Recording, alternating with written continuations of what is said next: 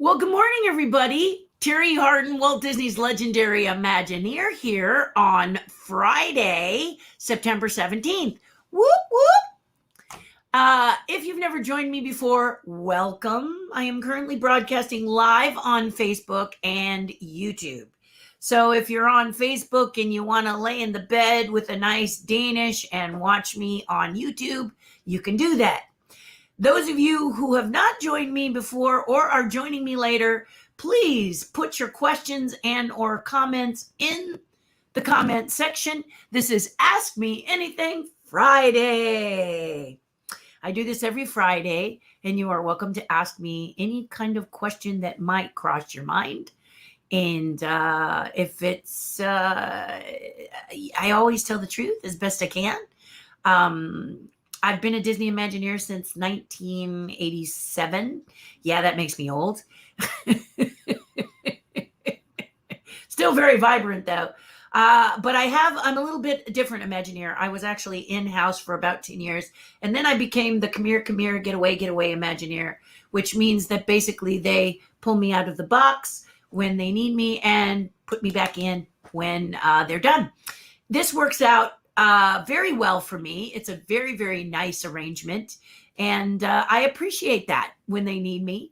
And sometimes they don't need me, but that's okay. Because I love the fact that I'm still an Imagineer. Yep. Mm-hmm. Yeah. Mm-hmm. Yeah. Yeah. Mm-hmm.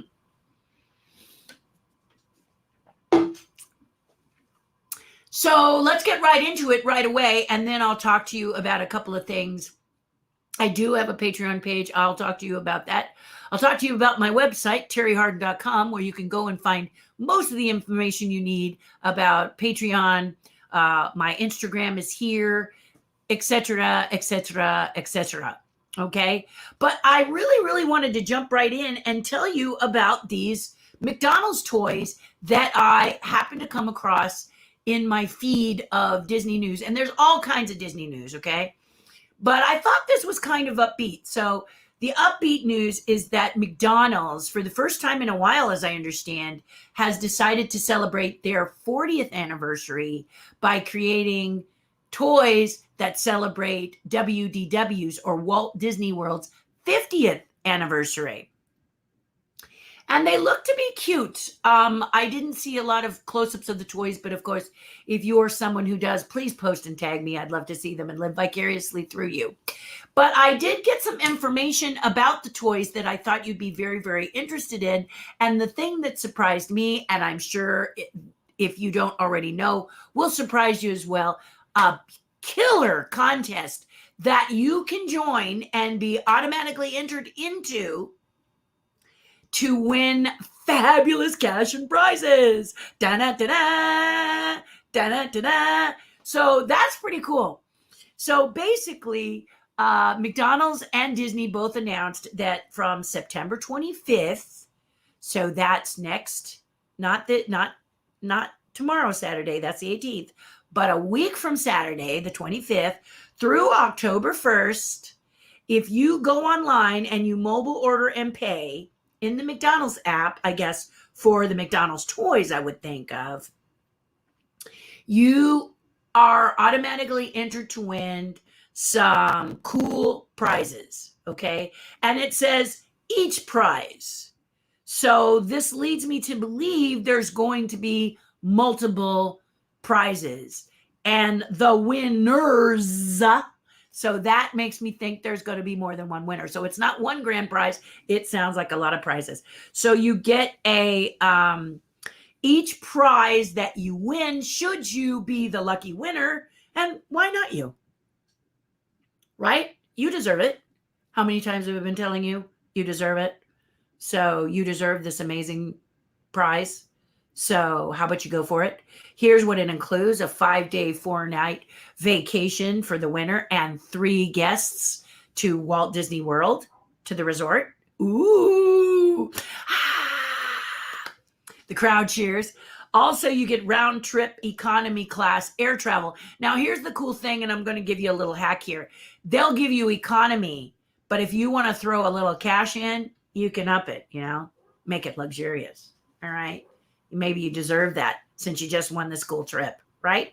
You can bump it up, and give yourself some real style, unless you live in Florida, then maybe you hire a limousine and go there in style, right? Treat yourself. You get 4 nights hotel accommodations and up to a 4-day theme park tickets, and they are valid at all 4 theme parks. So that would be Magic Kingdom, Animal Kingdom, Epcot, and Hollywood Studios, right? Woo! Yak and yaddy till we pass out!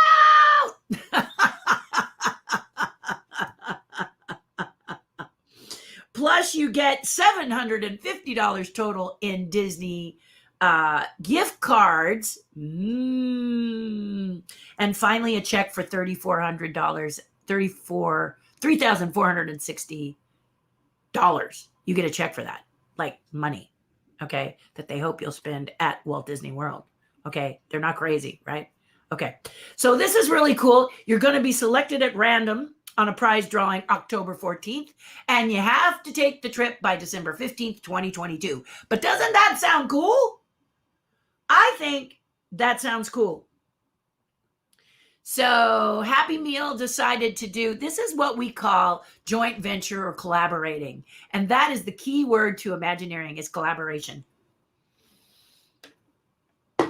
So McDonald's and Disney got together and decided to collaborate on this because McDonald's did their very first Happy Meal in 2019. Okay. Or I guess it says it celebrated its 40th on 2019. Forgive me. With the return of its kids' meal toys, which were their show. So you got to see like the Hamburglar and stuff like that. Circus Wagon, I didn't get any of those. But in 2019, they celebrated their 40th. So I guess they figured, 2020 pandemic, it's 2021, WDW's fit. So let's not celebrate together. Okay? That's what they said. So forgive the misinformation at the beginning. They decided to celebrate their 40th because they really didn't get to, or maybe they did with those little toys like that, but now they're doing this. And I think this is really, really, really cool, And they mentioned here that the Grimace was one of the toys that they re-released in 2019, and it was very popular because people sort of thought it was a taste bud. I don't know. I never thought of the Grimace as being a taste bud. And why would you have a taste bud and call it Grimace if you're trying to sell food products? I'm just saying. So happy Friday, everybody. Now, before we go to the questions, let me tell you how this works. You just post it in the comments. We have a conversation. I try my level best to stay with you because many states are still in the pandemic. So eventually I will probably keep this to only an hour. But right now I work pretty hard to keep it to about 2. And so you don't have to stay. But if you like what you're hearing, if this keeps you upbeat and uplifted with something that I said, you want to share it with others, but you think you'd like to subscribe on my YouTube channel, please go and do that. I would really appreciate it.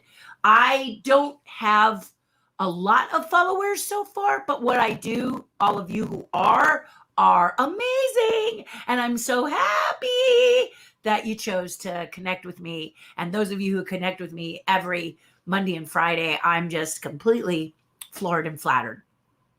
So excited and so happy that you joined me. So let me just give you a couple of things. You can reach me on Instagram here.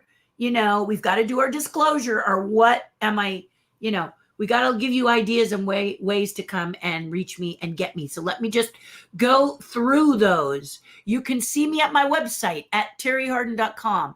There you can learn about my pumpkin class that I am teaching live in Anaheim, California on October 30th. Just click pumpkin events and it will tell you all about it. Also, I'm doing a virtual one the week before. What is that? The 24th or something. So that Saturday before. And if you don't live in Southern California, but you still want to learn from me, you can do the virtual class. And for those of you who really feel like you just can't get enough of me, which some of you do, you can take both. But that's the pumpkin sculpting classes. I promise you, you're going to feel great because you're going to be able to do this. So I hope you will take a look at the website there. You can also buy my current book. I illustrated a cute little book. There it is, Giggling Pumpkins. So you can buy the book there. Just click on new book. You can sculpt. Let me just quickly show you pumpkins. You can sculpt pumpkins that look like this. I will show you. I will teach you. This is a dragon's egg, and then you light it and you go, whoa. So I hope you'll join me for the pumpkin class. If you decide that you can't do either, you can go to my website, click on online store, and buy a DVD and a tool set and watch the DVD. It is designed, the DVD, let me say that again, is designed for you to actually learn this craft. It is not one of those where you're watching and the camera's weird, the camera's odd. It actually shows you, teaches you, and it's really worth it. And I have a special on there. So can't remember off the top of the head what it is, but you can get the tools and the DVD together in a special price. And let me tell you, the DVD does teach you. So I love learning, but the problem with DVDs is they show you once and then you've got to start, stop, start, stop. Pumpkin sculpting can be a little bit gooky, especially in the beginning. So I do it 3 times. I go once, show you how I do it. Second time, so that you can try it. Third time, you can see it again and fine tune what you're doing. So that DVD really works. So there's a plethora. Plus, if you go to the store, there's all kinds of things, pins, ghosts, all kinds of cool things that I have. Take a look. We don't cuff you. And the book, of course, Giggling Pumpkins book, which is a very beautiful children's book written by my friend Lynette Eklund and illustrated by yours truly. Colored by her as well. But you're going to love it. Hardbound, made in the USA. And if you order before October 6th, you will get both signatures. So if you want that book and you want it signed by both of us, do it before October 6th, okay? And I will tell you why October 6th is so important in just a minute. But this is our news. And finally, patreon.com, if you'd like to be part of the tribe, it's $5 a month, $60 a year, the price of one Starbucks coffee pretty much. And you get a lot. There's so many people in there that are generous, fun, uplifting. We talk about all kinds of things. We have Disney cast members. We have Henson puppeteers. We have all kinds of cool people in there that you can ask your questions, and it's private. So you can share with us your entrepreneurial ideas, your art ideas, and we help you with them, and we don't take them, and they go no further. And if you're hurting, we give you virtual hugs and uplifting with a Zoom call every Wednesday. And then I do a broadcast Mondays and Fridays. So for the price of $5 a month, $60 a year, it's great. Now you can contribute more if you want. There's other tiers, but this tier is a really great way to get, that's where I'm over delivering. I'm working on the other tiers now to give you more stuff. But for now, just go in and do that one. It's very, very simple and easy. And skip a coffee. All you have to do is skip one coffee a month. Seriously. I know maybe it's too hard. And I understand if it is. But go here if this looks like someplace you'd like to really have that personal touch. And then you're welcome to email me here. Any questions, comments, concerns that you're too shy to put in the comments, there you go. Okay? All right. Okay. I'm so excited to join you guys today. We're going to jump right into the questions, and I'm going to explain one more thing before I do. I am doing a book tour. That way. I am going east. East. Yes, next Wednesday. So I will broadcast this Monday. For sure. Tune in if you like. But Wednesday, I'm flying out to Indiana to meet with the author. And we'll be doing a 2-week book tour, mostly through Indiana. So if you're close and you want to come and say hello, then please do. I will try my best to post both to post in on my Facebook page and also mainly on my website. I am working with my web designer to see if we can at least get a list up so you can take a look at where I'm going to be as of this weekend. This weekend is the weekend that I'm updating the list, okay? But I can tell you right now that the 25th and 26th, I believe, are the dates. The 25th and the 26th. That is correct. I am at what's called a Warm Glow Spring Festival event. Warm Glow, for those of you who are anywhere near Indiana, or maybe you've heard this, you can also Google Warm Glow because they are in Indiana. They are a building that looks like a melting candle. So I kind of thinking you can't miss it. Yeah. And they are having a Halloween pumpkin event, and the author and I will both be there live and in person at our booth, signing our books and selling it to you. Who knows? I might even draw a picture. So anyway, if you can get to that, that's the 25th and 26th at Warm Glow.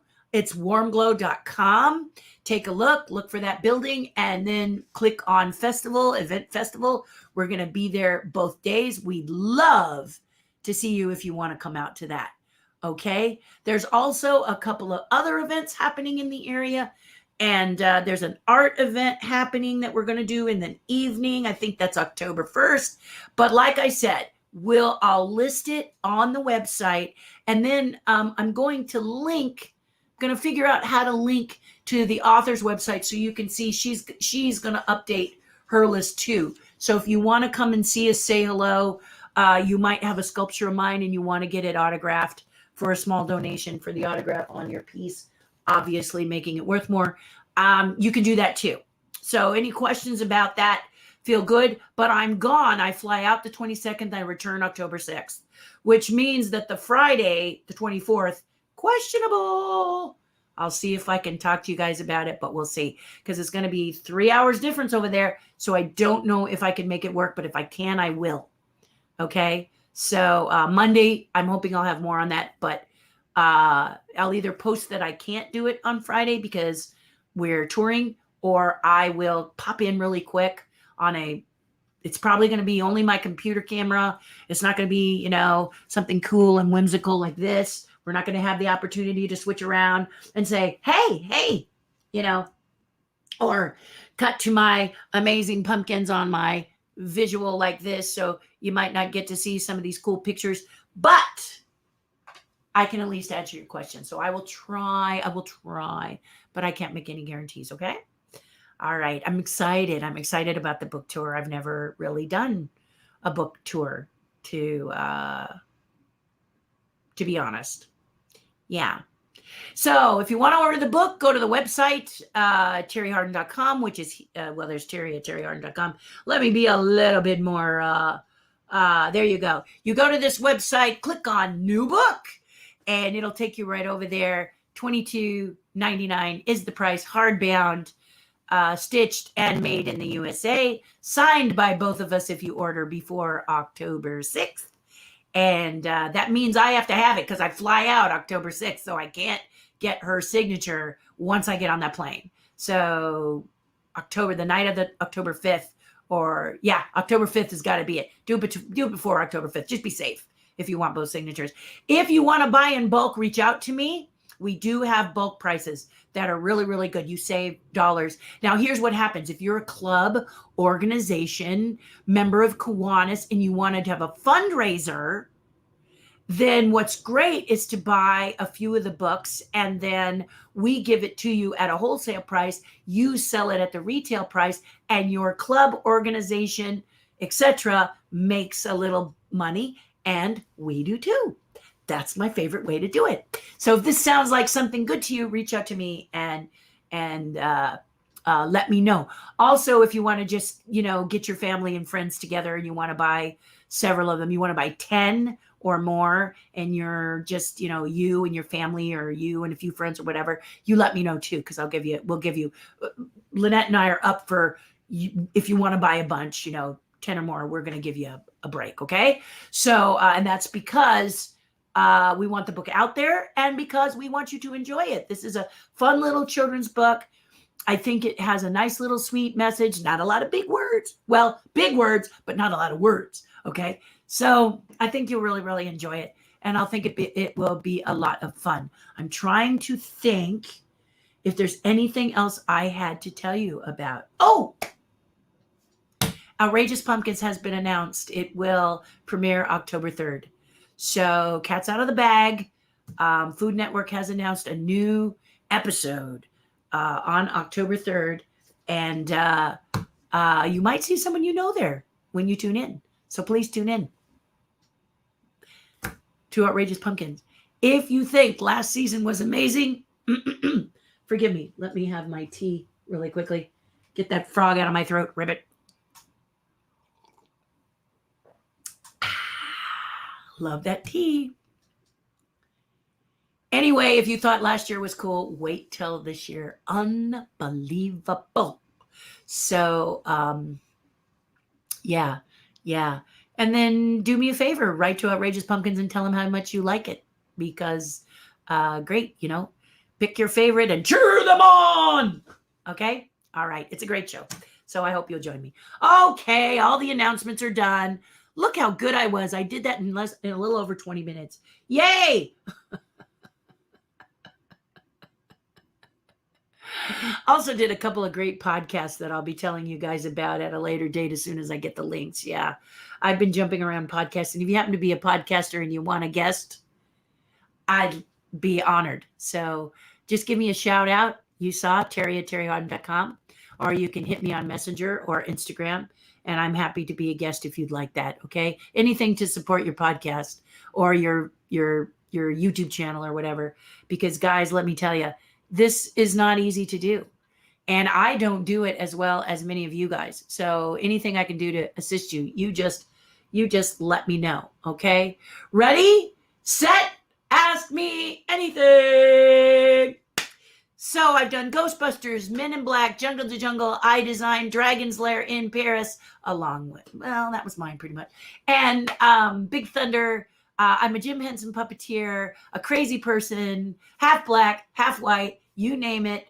I've pretty much done it. I also didn't think I was a writer, and I wrote a book. And I'm writing another book on Star Wars, if you want to know about my crazy Star Wars life. Working with Michael Jackson on Captain EO, working with Elizabeth Taylor and John Goodman in Flintstones movies, working with Dan Aykroyd and Bill Murray. Do you even know who these people are? On the original Ghostbusters, and the new Ghostbusters is coming out. Whoop, whoop. So excited about that. And today, what lands today? Oh, yes. Yes, morning show on Apple TV. We actually get something other than Ted Lasso to get excited about. If you saw last season of morning show, it was amazing. And today, actually probably midnight, the morning show second season dropped. And I'm looking really forward to seeing that. I love that show. And the thing about watching that show is I got to watch it without my husband because it's too much like work for him. So he doesn't like to watch a show that's too much like his real job because then it makes him anxious. So I have to watch that alone. But we love Ted Lasso. It's episode 9. And my husband told me that they are doing 12 episodes. Like we get 2 bonuses. Is that true? Ah! So excited. Those of you who watch Ted Lasso, are you on the edge of your seat? Because it's so you're starting to get, what's going to happen? What's going to happen? It's so good. It's so good. It's a reason, if you're going to buy an iPhone, make sure Apple gives you a couple of months free of this.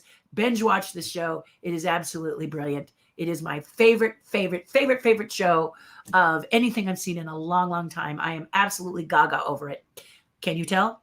I have my jersey with Sam Abisanya's name on the back. I actually did that before they released an actual shirt, but that's okay because I made my own and it was kind of cool. So anyway, I'm just, so I can be a fan is what I'm trying to say. All right, let's go to the questions and see what you have to say. Jacob, good morning. Last time I was on here, we talked about tracing. Well, since then I have been watching video tutorials, YouTube about it. It looks pretty simple and very easy to do. How do you trace hair? Well, okay, let me help you with that a little bit, okay? Let's talk about, Jacob, tracing and transferring. Let me just show you something, okay? I'm going to pull it up.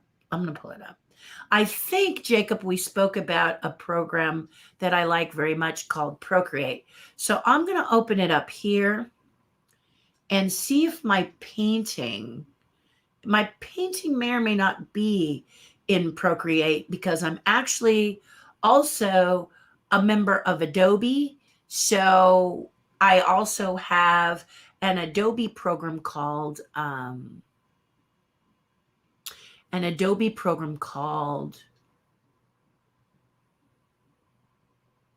let me just look it up, because I thought my brain was going to give it to me, but it's like, no, you're not getting it. Nah.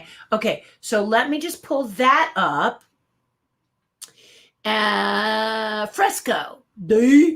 Okay, so it's called Adobe Fresco, and I'm going to see if my painting is in here. I really thought, oops, what are you guys doing? Don't be, here it is. Okay, so let's see. Let's see if it's going to be able to pull it up and open it. We're just going to give it a minute. Oh, yes, there it is. Now, let me see if I can show you what I did. Okay. That's off. Just touch that and undo it. There we go. Now I'm going to see this one, and I'm going to turn it off. Okay. I'm going to talk to you about this. Okay. All right. So this is called Fresco. Procreate works similarly, and Procreate is free, Jacob. Okay. All right. So I'm going to hide your comment, and then I'm going to show you a little bit about tracing, and a little bit if you're going to use a pad. And then I will, I don't have my light board, but I can show you the light board and show you how that works a little bit. Y'all in on this? If it bores you, I understand. If you got a weekend to go to, I get it. Okay. So, but this is fun. This is Jacob is onto something here. And that is, tracing helps you to start to train your muscles how to do something better. So we're going to start with, I'm trying to get to, oh, I see what I've done here. Okay. All righty. Okay. Just give me a second here. Opacity. Is that right? Oh, I'm on the wrong one. There we go. Opacity. Okay. Here we go. So I am learning painting. Okay. I am learning to paint, and I took a class online with a young lady who is super realism, which I do pretty seriously accurate paintings. Sculptures. So I wanted to be looser. Okay. But when you start out, you kind of follow the teacher's instructions. I mean, why would you pay to take a class and then completely ignore the teacher? It doesn't make sense, does it? So here's how I started. This is a photograph of yours truly, obviously. And you can see next to it these little squares that appear on the one side. Those are called layers. And layers allow you to put like a sheer piece of paper over the photo. So the first thing you can do with this photo is, you'll notice on the side there's a little, I wish I could show you, but I can't. It's not so easy. I'm not that talented. But watch what happens when I move the opacity dot. You can't see my figure, but you can see the dot move, and it makes it soft. So I basically take it down to about there, right? And then I would add a layer. Here is the layer that I added. And can you see? Let me zoom in. Can you see that I've traced over my features? All right, see that? I've traced over my features. So if we go back to the photo and we get it away, there's the tracing, all right? So there's the tracing of my features. The teacher, instructor, oh, would you like to see me? Would that be easier? Here I am. Hi. The teacher said that she wanted us to do a portrait of ourselves, and she instructed us to do exactly what I showed you.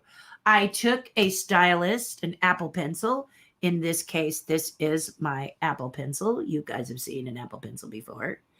And I used it on here to trace this item. You can erase, you can go back, you can do all kinds of things, Jacob, if you're on a stylus. So let me cut back to me. Hi.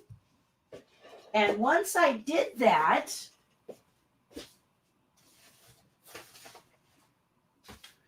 I had to paint it. And here's my painting. This is my first painting. I had to trace dreadlocks. And you can see if we cut back to the other one, it's just lines, okay? It's just squiggly lines. So I then had to go back and figure out how to paint it, right? And that took trial and error. These are acrylics. So I had to practice. And my teacher had stick straight white person's hair, the same dry as it is wet, or same dry as it is wet, which is not the case for many of us who are people of color. When I was a kid, I used to love being in the water because it flowed. And then when I came out, it was big and fat like a big dandelion. Yeah. So anyway, so you can see that I did it. And then I just worked and worked and worked and worked over and over until I got, but I'm really proud of this. This is my first painting of myself. Does it look exactly like me? You know, with the face and then the glasses are off. I took the glasses off not because I didn't want to paint glasses, but because I just thought this would be more interesting. The idea is to do the lighting and stuff, but basically that's one way to trace. Okay. Okay. Another way to trace is to get a light board. Okay. So I'm going to put you guys on here to look at this tracing with the photograph underneath. That's the way you can do it. You can do it with any kind of animal. If you happen to have a tablet, this is a great way to do it because all these little squares on the side are layers and you can add more and more and more, less and less. You can do them in different colors. It really makes tracing simple and easy. And now many tablets are very, very inexpensive to own. Or if you have one of those Surface computers or one where you can draw on the screen, the same thing applies. The same thing applies. So let me take 1 minute. I'm going to come into I got to go into my studio here as you look at that picture.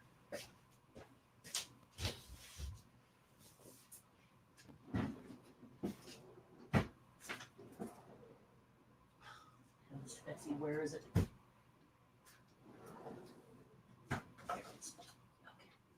All right, I know I'm quiet. I don't mean to be so quiet. I'm not usually this quiet. And you're like, what happened to her? I'm staring at her face in a stylus. But no, yeah, here. So here we are. And I'm going to tell you about this lovely little instrument right here. This is a light board. So for someone like you, Jacob, who maybe you don't have a tablet and maybe you don't have a lot of, money to buy a tablet because these tablets can be quite expensive, especially if it's an iPad, right? So you might not have the budget. This works really well. This is super thin. See how thin it is? Woo, super thin. And it is a light board. So it lights up. You can use these clips. Clip, clip, clip. Hi, how are you? Puppeteer, sorry, slipped. And you can light this board up, put a piece of paper over it, and trace, okay? All right. Let's pull, show Jacob's question again. Watching you, okay. Since then, I've been watching the videos. Very easy. How do you trace hair? So we're going to talk about tracing hair, okay? I haven't forgotten your actual question, okay? All right. Especially, now in my case, it might be easy to trace dreadlocks because you can see they are like little cords of rope, you know? So now what I'm going to do is just plug this in. Oh, no. Give me a second here. I've got to do a little juxtapositioning. Okay, so you see how, the board lights up? Pretty neat, huh? And you can actually, I'm going to take you to another camera. Here's the overhead camera. And let's give you a picture in a picture. Okay, look. Ooh, scary lighting. Okay, so you can actually use these arrows to go up or down to make this less, oops, sorry. It's got to be level. Or more. See? Less or more light. Less, more. Less, more. Okay? So if you're going to do, I'm trying to think of if I've got something with hair. And I don't really. But let me see. You know, it's really embarrassing when there's an artist who needs paper and she doesn't have any. But we'll do the best we can. Okay? I like to illustrate hair. Oh my heavens, I just don't have anything. I'm not prepared. I'm so sorry, but I'm just not prepared. But if people have normal hair, and the challenge is, how are you going to trace it? See, the thing is, Jacob, let me tell you about this light board that's really cool. We're going to show you Rolly Crump's king here. See this king? Isn't he cool? Let me, if I have the queen, she'd be even better. His sketch of the queen. It might be even better. Ah, here she is. Okay. So here is an example of how Rolly draws hair. Okay, Rolly Crump, the amazing Disney legend. I'm doing his chess set. It's coming along really well. So here is the Rolly Crump image. Look how he draws hair. He sweeps and does this. It goes all the way. Look at it. Woo. Okay. So if we were to take this, let me turn a light on here so you can see it here on top also. Oops, sorry. If we come in closer, you can see that he did it with a few swipes to show, you know, those women who have hair that go to the bottom, Jacob. So if we place this on our light board, and of course you can turn it if you wanted the whole drawing, but since we're only going to be doing the hair here, right, we're going to take that and we're going to find a piece of paper. Pray that I can find a piece of paper, which good luck to me if I can't. Let's see what I got here. Maybe I can. Don't have anything at. Okay, just give me a minute.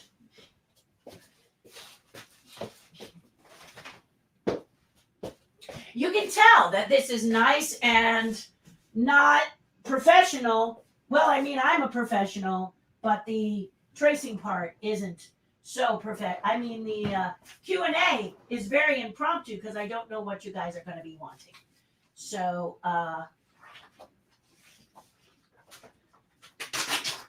let's see if this works. I'm testing it.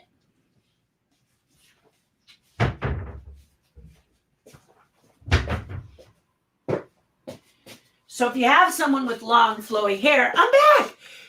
If you have someone with long, flowy hair, that's great. But see, you put this on top. You can push it so it's brighter. You see how Rolly's, if I go like this, you can see it a little better. But if we go, you see how it's harder to see? But then you do this. This light board right here is $20 on Amazon. 20. So then you would take your pencil pen or whatever in order to trace it. You could actually clip it if you wanted to. Remember I told you about these cool clips? These clips, you can slide it over to here to the end and clip it if you want. We could clip it like this. There you go. And then it won't move. I'm not going to clip it for now because I want to put it in the center so you can see her, right?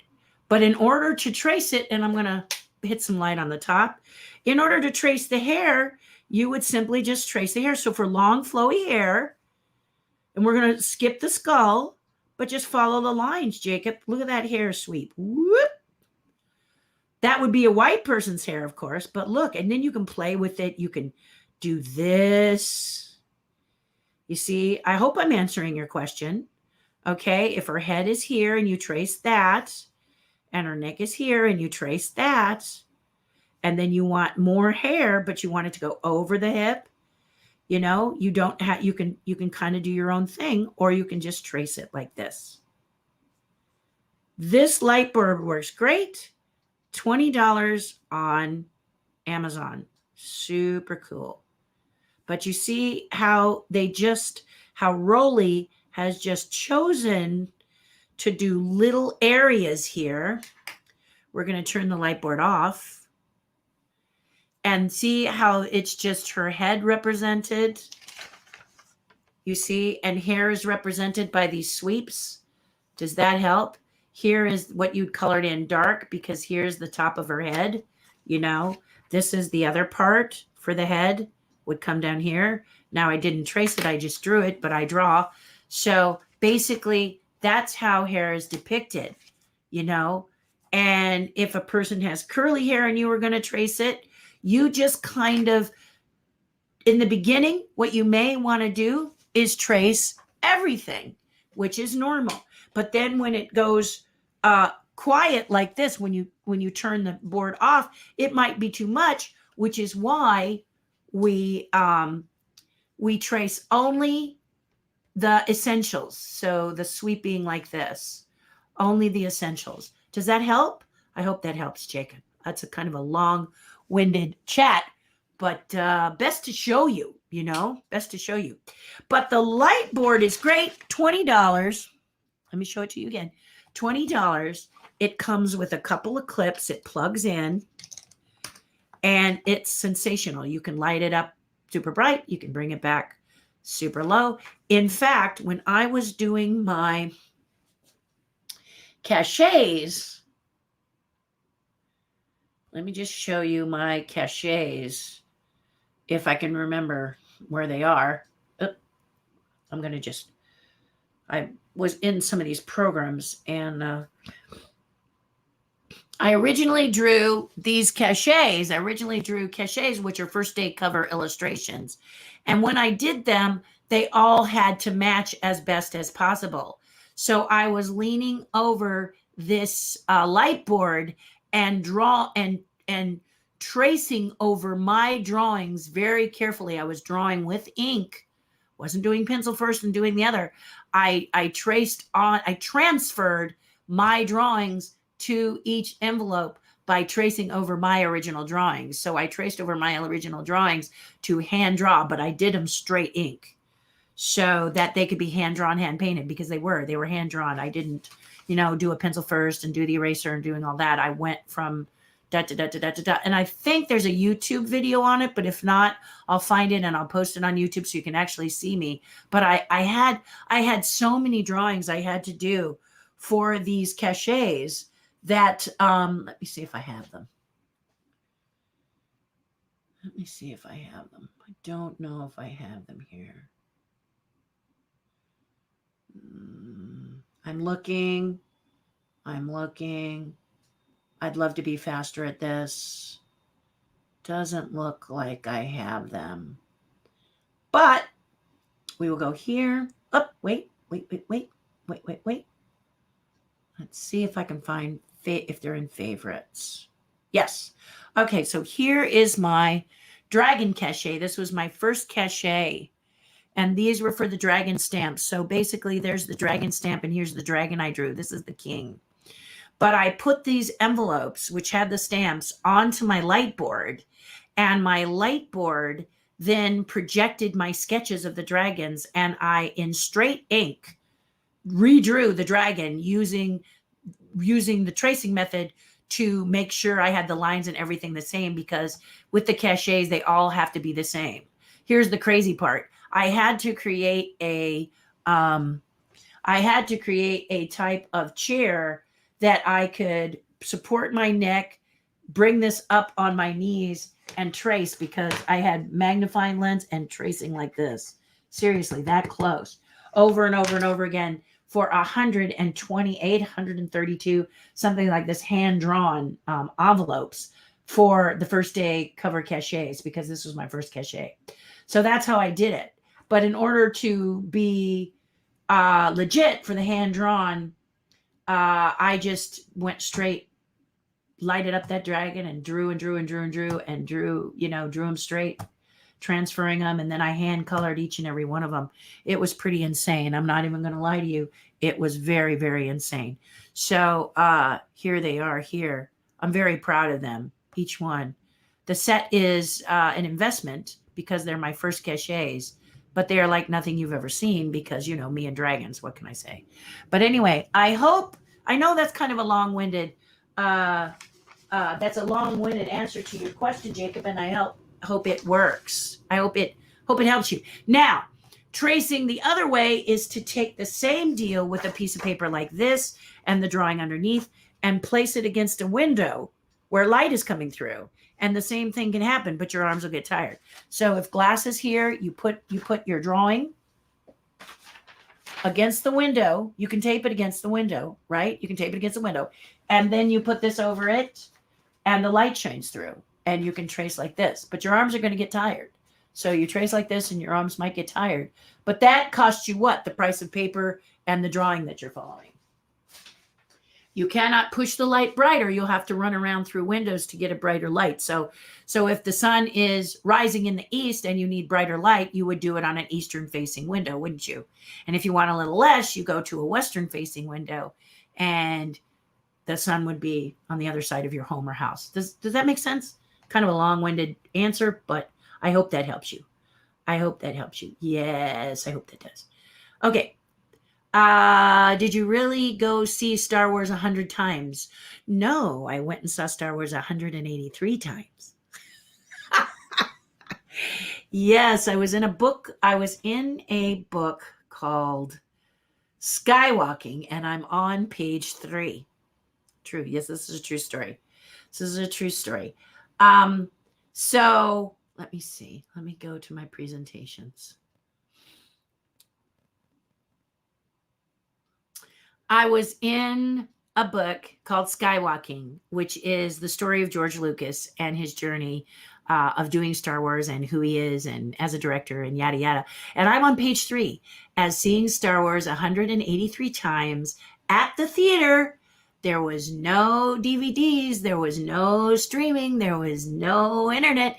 There was no computers. There was nothing. You had to go to the theater. So I went to the theater that many times and saw it. Just a quick note, I saw it 67 times in the first week. So it opened May 25th, not May the 4th, but May 25th. And the room stretched for me. As an artist, I realized there's my career right before me. So I went in. I am a avid costume maker and designer. So I changed my hair. I changed my clothes. And I snuck into the theater and watched it all days, 7 days in a row, 67 times, and was caught by the manager of the Chinese theater around my 64th. He said, "Kid, what are you doing? I know you've been cheating, and you know how you do when you're young, or even now, you're cheating." Big sad face.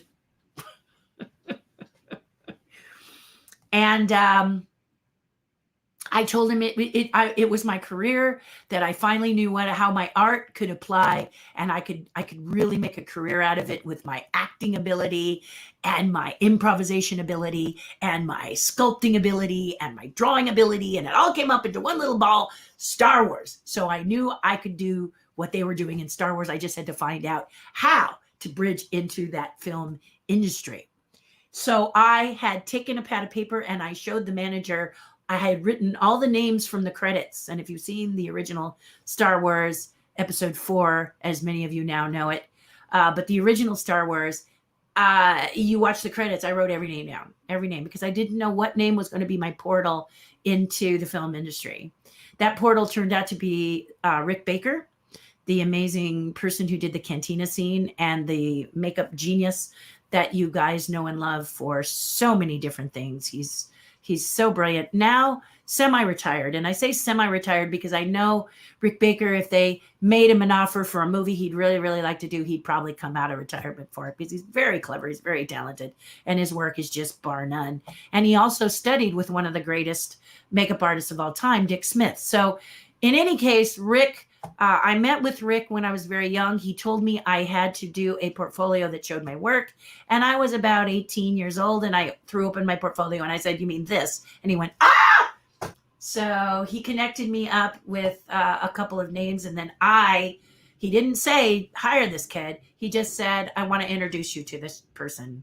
And that's what we do as artists. We try to help you, give you a leg up because we got a leg up. We can't always do it for you. But if you're ready to talk your talk and walk your walk and sell yourself as the person who should be hired for this job, then you're ready. And I was. And all the doors opened up, and it was just fabulous. Well, then in 1980, I stood in line for 3 days because, again, no internet, no streaming, no blah, blah, blah. I stood in line for 3 days to see Empire Strikes Back because I deserved the first ticket, which I got. And that's a great story, too. I'm writing a book that will come out on May the 4th because I understand that many of you fans out here love May the 4th. May the 4th be with you. You just love that double entendre there. And so Uncle, I give in, even though it was May 25th, this movie came out. May the 4th be with you sounds nice. So on May the 4th, and hopefully at a Star Wars event that Disney always throws, I can appear there and sell the book because I'm doing a book, TERRI, the ultimate Star Wars gal. I don't know what I'm going to call it. You think you're a Star Wars fan, take a look at me. I don't know what I'm going to call it. But the Times did a book called A Galaxy All Their Own. Let me see if I can find you pictures of it.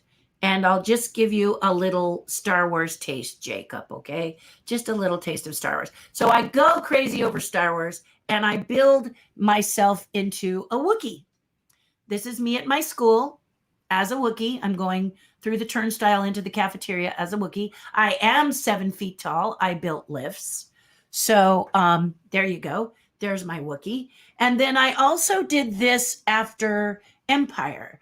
I played what is called A New Hope. And I went to conventions and played this character. The lightsaber you see on my hip, I built. As soon as I saw Star Wars, I knew what that instrument was. The lightsabers were being made. I raced to the camera store, bought about 5 of them, and built the lightsabers. Okay, this is what I did. 3 days later, after the camera store saw that these were the things that George used, the prices went up. You could buy 5 for $1 of these flash attachments for a 1940s camera. That's what that is. The lightsabers were guts.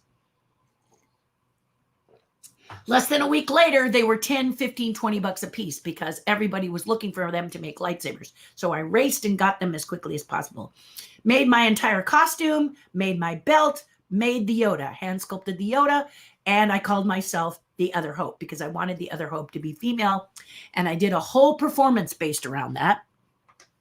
So those of you who are being teased about being Disney files or Marvelites, understand we all get behind something, celebrate it, and collect it. Sports fans, of which I'm not, who paint your face and have a tailgate party and don't wear shirts often.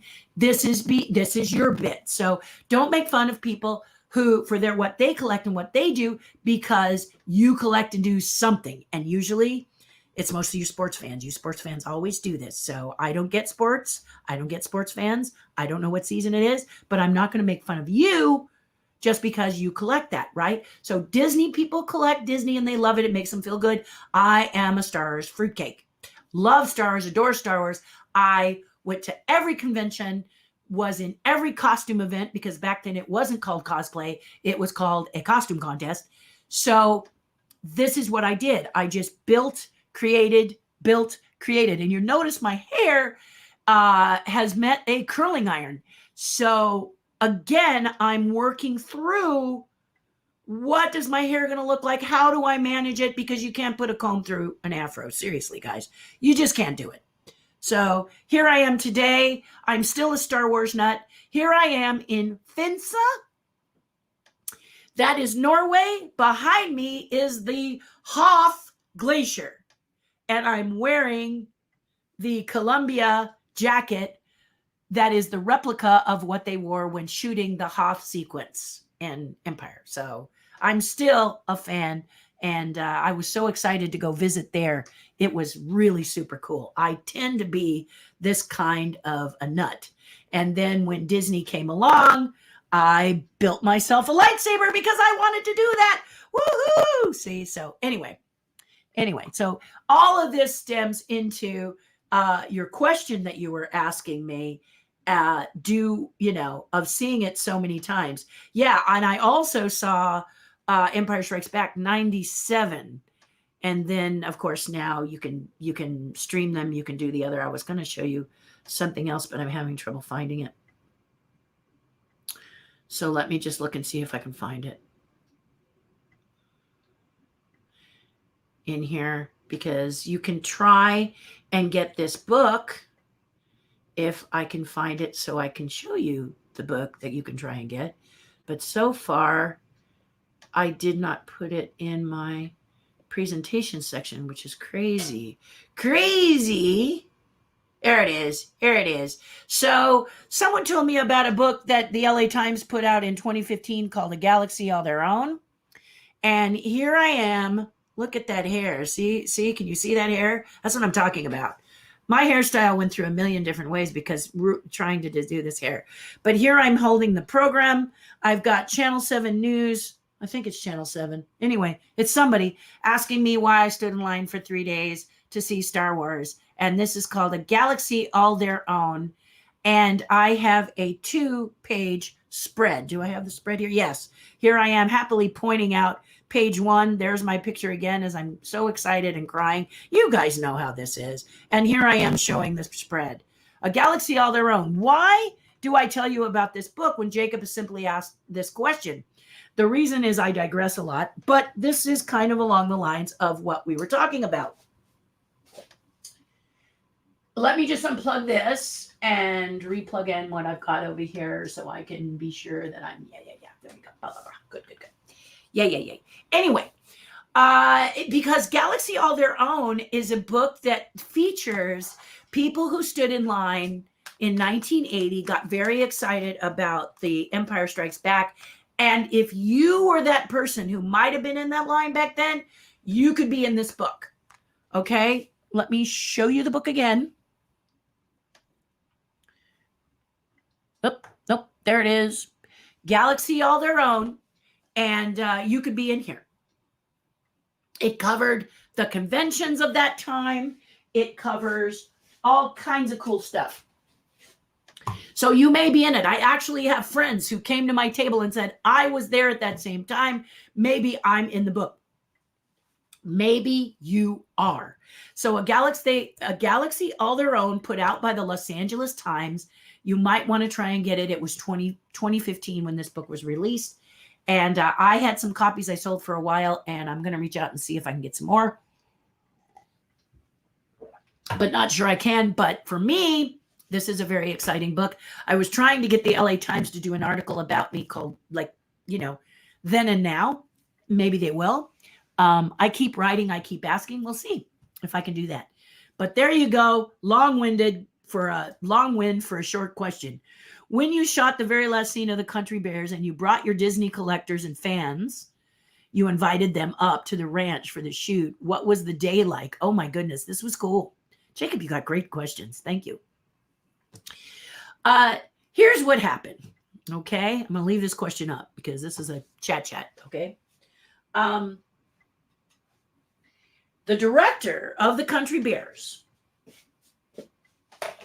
used to bring us all together because we had to rehearse to do these characters. It wasn't super simple, super easy to play these characters. So we had to rehearse. There's a person in the suit who's working with a lot of fur, etc., around their bodies.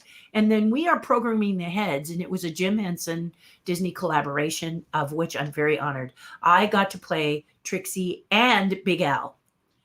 When I was first interviewed by Disney, Disney asked me who I wanted to play. And when I said Big Al, they went like this, which I was surprised because if you've seen the Country Bears, you know that Big Al is the one to play, right?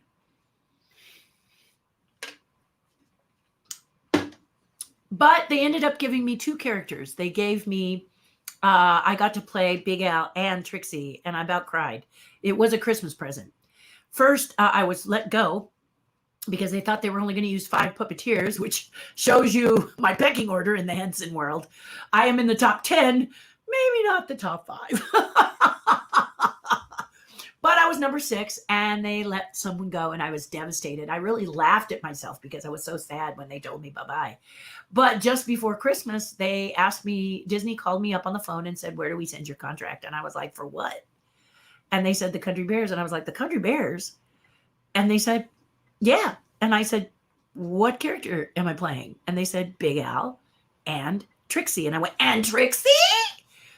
And I just said, could you messenger it over? Could you get that over now so I can sign it right away in case this is a mistake? And it wasn't. So I got to play those 2 characters.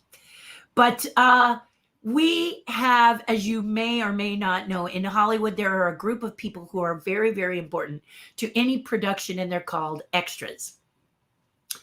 And the extras fill the scene.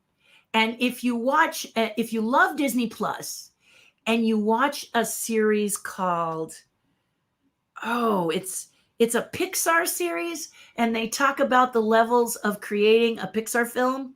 I wish I could remember the great name of it, but it's up there. You guys got to see it. They talk about how Soul would have been so uninteresting if they hadn't done the bread and butter characters that are in the background, the people walking, the animals, the birds flying, everything to dress the scene to make it a whole complete story. That's what extras are, and they're essential to every kind of storytelling. Unless you're doing a story about, Last Man on Earth. Okay, so maybe extras aren't so important. But most of the time, you're very, very much needed if you're an extra. So if you play an extra and people are kind of treating you like you're not important, ignore them because you're very important. You wouldn't be there if you weren't important, okay? So to answer this question, the extras who went to the Disney Ranch didn't take the job that seriously. They kind of did a few things they shouldn't be doing, disappearing into the woods and then returning, when they were needed. I mean, they just didn't take it seriously, which drove the director crazy because this ranch is a very private place. You cannot get on the Walt Disney Ranch unless you're shooting a film. You can't tour it. They don't do anything like that. You have to be shooting a movie. Enter my fans and followers like you, who were just, how can we get in there? Spin and Marty Bridge is there. And you guys started naming things that I had no idea what they were, which is one of the reasons I love you, because I learned so much from all of you. And I got this idea. And so I went to the director and I said, how would you like extras who really, really would give anything to be not only in this movie, but for the opportunity of setting foot on this ranch? They would just, you would imagine if it was you, okay? So I sent out, did the jungle jumps, boop, boop, boop, boop, boop, boop, boop, boop, hit the jungle drums out, talked to every club I could talk to, told them to tell their friends and their friends and their friends and their friends. I probably could have gotten more people to be extras in this movie, but unfortunately, film industry doesn't have a direct flow, meaning that it was one day and then they'd go, no, we don't need you this day. We need you this day. And then they'd say, no, we don't need you this day and we need you this day. And people who wanted to commit had trouble because guess what? You have lives. But about 50, 60 of you were able to juxtaposition, move with the production, and join me at the Country Bears set. I basically told everyone, you get to be on this set. I've gotten permission for you to come early so you can go to the Spin and Marty Bridge. You can look at this. And they had built Country Bear Hall. And today, Country Bear Hall still stands because it was such a beautifully built hall. They said, why not keep it? Because they might take like company parties. They might take Walt Disney Studios out to the ranch, all their employees, and have a party at the Country Bear Hall. Wouldn't that be cool? And then they could see Spin and Marty Bridge, et cetera, et cetera, et cetera. And this is how it happened. And they were ecstatic. So they were able to come, not just one day, Jacob, but they were off and on for like a full week. So many got to come several times, and others came only one day. And I remember, if you guys love Laughing Place, that website Laughing Place, which is really fun, Doobie and Rebecca run it. Rebecca has a little bit of an anomaly with her leg, and if she walks too much, it really starts to hurt her. And they really felt for her. She came a long way to be a part of the thing, and everybody on the in the movie of the Country Bears, especially director and the assistant directors and everybody, fell in love with you guys. They absolutely fell in love with every single fan who came, because the first thing the third AD and the third assistant director does is he takes care of the extras. So he comes out to the tent where you all are at, and he says to you, here's how it's going to play. I'm going to take you in certain groups, and then I'm going to bring you, but you're all going to be on camera. Don't worry. And you need to fill out this voucher because you're going to get paid. Well, they all said, wait a minute, we get paid? And he said it was the funniest thing. Now, I was not located anywhere near the extras tent. I was in another tent programming and practicing my scenes for that day. And the AD made a special point to come and tell me how much he loved all of you as extras in the Disney film. The director said it was an absolute pleasure to have people like you because you loved it so much. And if you slow down, as Jacob points out here, that Country Bear scene where Al says, didn't want him standing on the grass outside, then they all come in, slow it down. You're going to see people that you know, people that you've met. There's a lot of people in there, including Rebecca. She's in there, and she gets a little, as it pans by, you get to see her. They wanted to give her sort of a nice spot so she could be seen on the film because they just thought it was so sweet. And then I had a friend who drove all the way from Vegas at like a bat. She had a Corvette, and she zipped over so that she could be a part of Country Bears as well and see the ranch. And she was just adorable. She's in there too. You got people pinned. You're gonna recognize so many people. You won't believe it. You just won't believe it. And the cast and other extras were impressed with you all because of your love for Disney. So you really infected everybody with your joy and your enthusiasm and your big hearts and your sweet selves, and you got paid. I actually had to tell you not to keep the check, but to make a color copy of the check and cash the check, because that would make payroll go if they all of a sudden saw, money not being spent. So cash the check. Know you got paid to be in a film where you actually were the cherry on the cake. You made everybody feel good, from the puppeteers like us who got to perform with people who really loved us. Not that extras don't love us, but some think of something as a job. You guys thought of it as an adventure, and it was much more fun to have all of you there. And then also the stars loved it. Christopher Walken, everybody just was impressed with your enthusiasm, joy. And we know this, don't we? Because you're you. I know this. This is no secret to me. The wonderful amazingness, which is all of you. So thank you for that question. But that day was wonderful. We took a picture of everybody of us. I couldn't take my own pictures. So the photographer took a picture that's still out there somewhere floating around of everybody that was from the Disney groups standing on the steps of Country Bear Hall. And we still have yet to see it. I wrote and said, can I have a copy of that picture so I can send it out to everybody? And never got it. So I keep speaking up because the photographer might be able to get it to me, and then I can get it to all of you. But at least you're in the DVD, and you can slow it down and see yourselves and show yourself to others, or look for people you know. It was really great. And you guys everyone who was with the production of the Country Bears, a big, big service. You were definitely what we needed, and at a time when we really needed it, because we were my director was getting kind of, he was getting tired because he had to wrangle, extras who didn't care. And then Terry brings in about 50, 60 people who are like, what can we do for you? And he just really, you made him feel super great. You made everyone feel super great, from the caterers to everyone. And I want to thank you for just making me look so good when you did that. And thank you for this question, Jacob. I love the Country Bears so much, my most favorite Disney movie of all time. And I want to hug you for that, Jacob. We worked so hard. And they did us a disservice. They started to talk about it online, and a lot of people started to hate on it before they even saw it. And this really drives me crazy. Not my movie, but any movie. You can't start hating a movie until you see it, okay? You can, but it's not cool. You know how hard it is to get a movie up? I mean, I know you see some movies and you go, how in the world did this one get made? And how in the world did it end up on Netflix or Prime or whatever? And you're going, how did they do it? I don't know. But making a movie isn't easy. And those of you who get those movies up there, you deserve to be celebrated, because you got it, good and bad. You got it done. Okay. I would like to do something like that, and I have yet to do it. But you do a great job. Well, Country Bears worked really, really hard. We were going to have ads in the Rolling Stones. We were going to treat the Bears as the band that they are.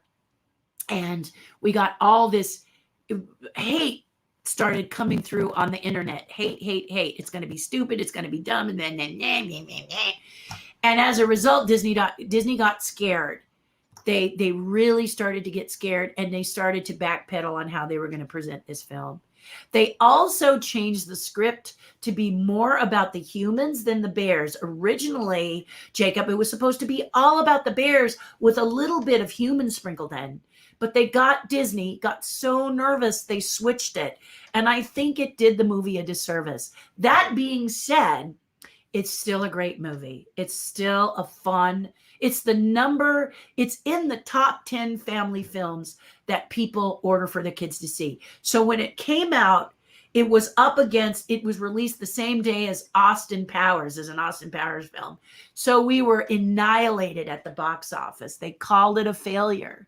But it wasn't a failure. It just wasn't Austin Powers. Thank God it wasn't Austin Powers. But the thing is that when it went to DVD, all kinds of families ordered it, and it rose it to in the top 10 family films for the year it was released. So it did so well, actually, that we almost made a second one. We were this close. But Disney just was a little bit too scared to do a second one, and I really wish they would have. Because I loved it. What it takes for these performers, suit performers and puppeteers, to create this character is this side of amazing. We rehearsed for weeks. We worked together as a team, and we created the characters that you see. If you see Zeb do the violin duet with the guy from Stray Cats, you got to understand that the mouth can't stay open, and it's their only source of air. So puppeteers have to make sure that the mouth opens occasionally,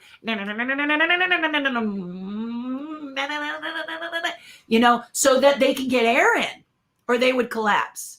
And Tony Prince played this character, and he, oh my goodness, just tough as nails. When it came to do this, he didn't know how to play the fiddle, and he had fiddle tapes. In fact, he gave me all his fiddle DVDs, and I still have them up there because I just love them. He gave them to me, so I still have them. My fiddle, learn how to fiddle for the Country Bears fiddling sequence in the Country Bears. But that's amazing. And then Barry, the little boy bear that you love so much, Jacob, is Misty, and Misty plays a character in Mandalorian. Yeah, Misty Rojas. She's amazing. And if you look at the scene where Barry Sudden realizes he's got to go home and he runs across the field, you have to understand that is about the length of a football field, and Misty can't see all the time. So we have spotters in the brush so that she doesn't get hurt, but she runs, and watch her run. She's not loping. She's full tilt boogieing. This is what makes her such an amazing super performer, is she's running full tilt. And the puppeteer who is puppeteering Barry is making sure she periodically gets to see.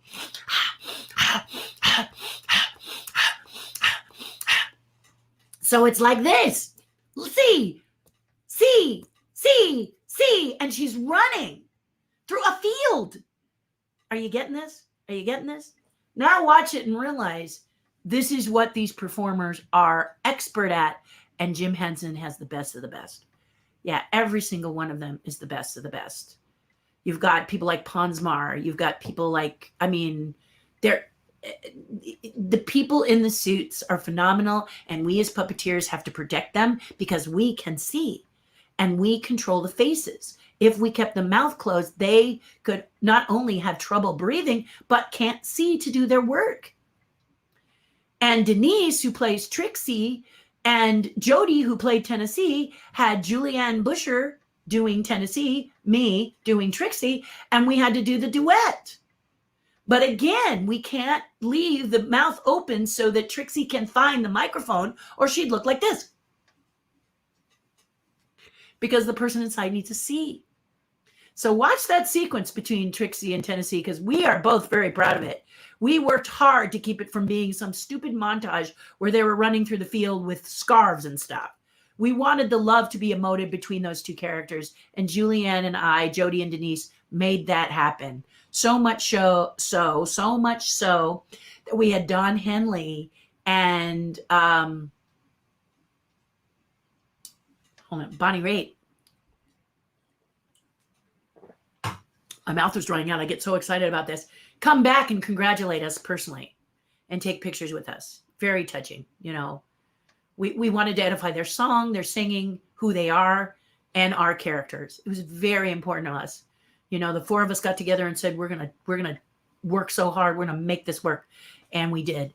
And it's a great sequence. But watch, she says, thank you. And she's able to reach the mic. We time it so that she knows when to look, where to look, how to look in the time that she can only see like this. So thank you, Jacob, for taking me back to the Country Bears. Although some of you may think it's okay. Some of you may love it like Jacob. Understand that it is a phenomenal feat to do. For Trixie, Denise and I had a real challenge because we were a blonde bear. And anytime she did anything, you know, when she was in the back of the bus, she could do this and it would pull focus because she's blonde amongst brown bears. So the director kept saying, you can't do that. And Denise was going, well, wait a minute. I can't just sit there looking dead. What can I do? So she and I had to work about subtle nuances that we could do to make Trixie alive whenever she was with the four bears, because she pulled focus just being her, because she's that beautiful blonde bear. So brown, blonde, it's gonna, you know how it is. So she and I worked really hard. She's a great performer. And then let me not do a shout out to John Alexander, who you've seen in, John Alexander is also a super performer that you've seen in other things. He was in Gorillas in the Mist. He was in, what else did he do? The remake of Mighty Joe Young. He was the gorilla in that. He was the crazy alien that flies around in Men in Black. He is just amazing, and he's always doing. He's always taking it up a notch. So he was brought in to be Big Al, and the two of us had to figure out how to move an 80-pound costume with an 80-pound head that hung here, which is why they decided to jump cut with Big Al. But we had this little geisha stance that we did, where he would walk like this, and I'm coming, and it would take like years. Christopher said that's what he's doing. But it's great, and that's why he does this little grass thing, and he's standing most of the time. He's a very heavy character. But I think we play Big Al quite well. He was also supposed to yodel. John and I practiced yodeling over and over and over again, and it was cut from the film. Can you believe it? Ah! The yodel was cut, the Blood in the Saddle and a yodel cut from the film. So we sang Blood in the Saddle, Blood in the Saddle, Blood in the Saddle, and then they cut it from the film. I can't believe that's the one thing I wish they would bring Country Bears out and put the song back in, because we did a great job and it was really sweet. And you guys would have loved it because that's what you love when you go see the live Country Bears in Florida still. But they cut it for time. They didn't cut it because they didn't like it. They just cut it for time. And when people don't realize the importance of a character or what they do, because they didn't necessarily go to didn't go to Disneyland, didn't go to the parks to see it, what are you going to do? Right? But that is the one thing they should have kept in, was Blood in the Saddle, because that was what you love when you go and see Country Bears. You've all said it. You all did it. And you were all like, why is it in there? Yeah. Too bad. We filmed it. We did. We recorded it. We worked hard, John and I, to make it just be, we didn't copy the one that's in the parks, but we made it so that you still had that blood kind of sound in there. And it was really great. So thank you, Jacob, for taking me back to a film that I'm very, very proud of to be a part of, no matter what anybody says. It was a feat. It's kind of embarrassing to talk about now, but when I was as little and I would watch the movie, I sort of had a little crush on Trixie. Don't feel that's not embarrassing, Jacob. Lots of people had a crush on Trixie, especially Tennessee. And we worked hard to make her a beautiful, sexy bear. We worked hard. And that's two people. This is what puppetry is. Two people or a group of people in sync to create a magical character. And you've seen when we say two or more, when it really does work. It's nice when one person makes a character so magical, Jim Henson and Kermie. But it's also nice when you have others in sync with you to create that whole visual. So I'm sure you've seen on YouTube these giant puppets walking through the town that have 15, 20, 30 or more puppeteers making a child walk and move and be real. It's phenomenal, and it takes a lot of rehearsal and a lot of practice. I got to meet the team from what was it called? At Realm of the Dinosaurs, or Dinosaur, the one that was at Staples Center, where people were inside or making brontosauruses move and stuff. Again, everybody relating to each other inside and out of these creatures in these costumes, making sure that your experience was real and you got to really feel it. That's one of the reasons I like being a puppeteer, seriously, is because you create this story and this environment for you to see and believe. And in the Country Bears, yeah, Trixie had some things she had to hurdle. We really wanted her to emote and be a strong physical female character without doing a lot of smarmy stuff they do with puppets sometimes. Puppets running through a field with a kerchief and whatever is fun, but it was done by Miss Piggy, Kermit the Frog, and Jim Henson. And they did it beautifully. If you remember the scene where they are in the field and she's running with a scarf and she runs into Kermit and then she keeps going and Kermit is like going backwards and looking backwards. I mean, why try to gild a lily when somebody does a scene like that, right? So seriously, we just didn't want to do that, and we succeeded. Yay for us. Hello, Nate. Even they don't need you, we do. Even if, I think, is what he means. Yeah, and it's not necessarily, anything personal.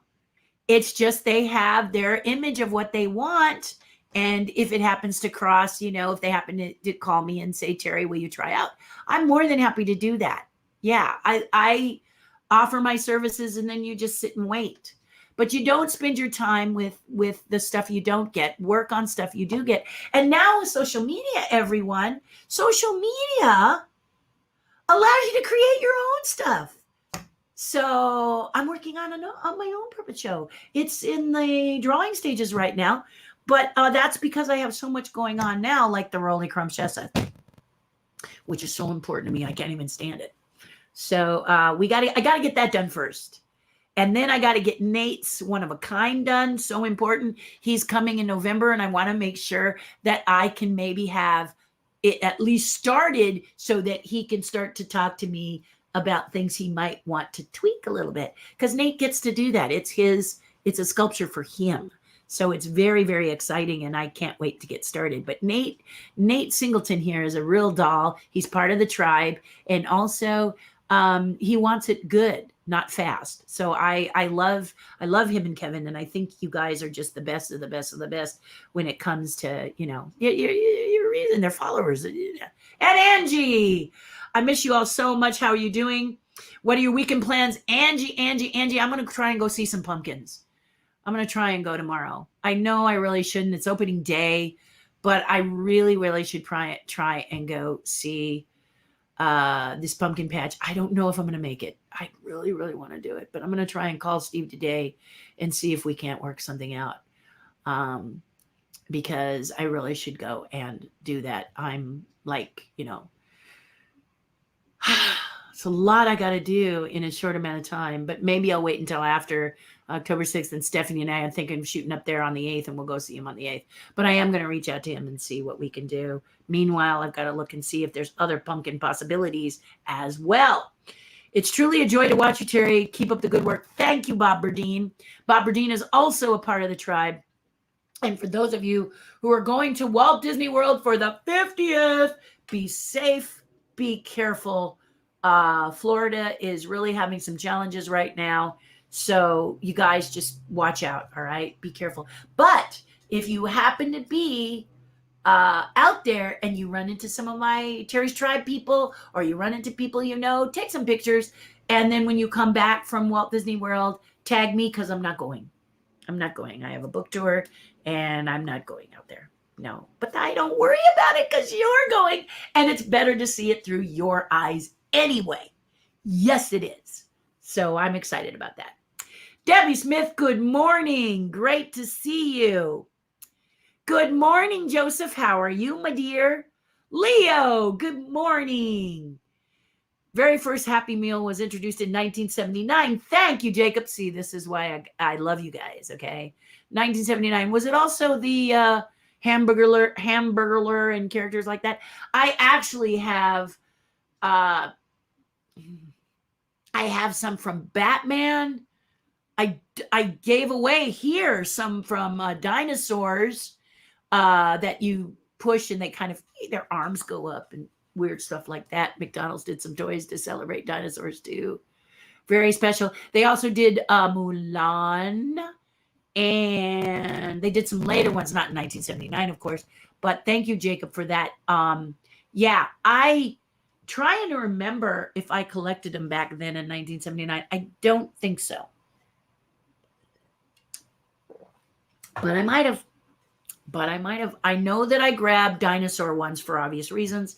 And the Mulan toys. I kept trying to get Crikey because I love the cricket sound, but all of my Crikeys have broken.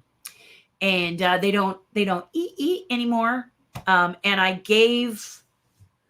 don't think I have a Crikey here anymore, but I had a Crikey. He was my favorite character in Mulan. As well as the songs, and of course Mushu. But whenever I need to be energized, I don't feel like getting up. I feel bad. I always sing, "Let's get down to business," and that kind of energizes me, doesn't it? You got a song that energizes you? That can help you jump up and get stuff done when you don't feel like it, is singing that song. For my little dog Tilly, she always knew it was time to get up because I do, "Who let the dogs out? Who, who." And she'd come running out because she was a bulldog. "Who let the dogs out? Who, who." And out she came. And it was adorable to see her. She would just strut her stuff outside that crate. She'd come outside that crate all ready for her breakfast because she heard, "Who let the dogs out? Who, who." She was the cutest little thing. Rocket doesn't have her own theme, but that's because she'd probably write her own. She's a very, very smart little dog. Looks a lot like Rocket from Guardians of the Galaxy. I was going to make her a costume for this Halloween, but we both agreed that we'll wait till next year because maybe we can actually appear as two of the characters and she would be the Rocket character, So I'm excited. I can't wait to do that for her.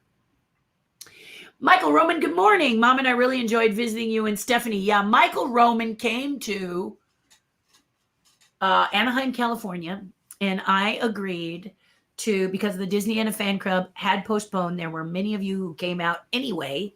And I got together with as many of you as I could, and it was lovely. Two of those people were Michael Roman and his mom, Judy. It was just fabulous. We went to Roscoe's Chicken and Waffles, and at like 8 in the morning, and it was packed. Of course, I should realize that breakfast on a Sunday in Anaheim is going to be different from breakfast most places, because you guys are all getting ready to jump into the parks usually. So of course it's going to be busy, but I was surprised. I was, very, very surprised. So thank you for that. Nate says, you do want to be part of the tribe. Thank you, Nate, for saying that. You do. It's a lot of fun. Leo says, you get a lot for, ease means a little. Yeah. See, you get a lot for $5 a month. I do want to give you as much as I can. Yeah. And the reason is because I want you to invite your friends. I want to have a big tribe. So invite your friends, $5 a month, not that much, $60 a year. Like I said, skip a Starbucks or a McDonald's even. And not the Happy Meals, if you like the Happy Meals, but that lets you to have it. Or, what is it, 30 days? So if you, I can't do the math, but maybe you throw a quarter or 50 cents in a jar and you have it every month, right? So there's all kinds of ways you can do it. And believe me, you're going to appreciate it. As these people have said, I am not twisting their arms. Jay, how are you? Will the book tour present any problems? Well, as far as COVID, my husband's nervous. But here's the thing. I'm going first class. So my little challenge is Minneapolis, St. Paul. Okay, which I'm going to be. See, first class is great because we board first. Nobody goes past us because that's the way Delta works. Okay, so let me tell you some of the things I'm doing to keep safe. Delta Airlines. What did I say? Delta Airlines. Let me repeat that. Delta Airlines. It's the way Delta boards people. I love Southwest, but during the pandemic, Delta is better. Because Delta works from the back of the plane to the front of the plane, and Southwest has A, B, and C boarding.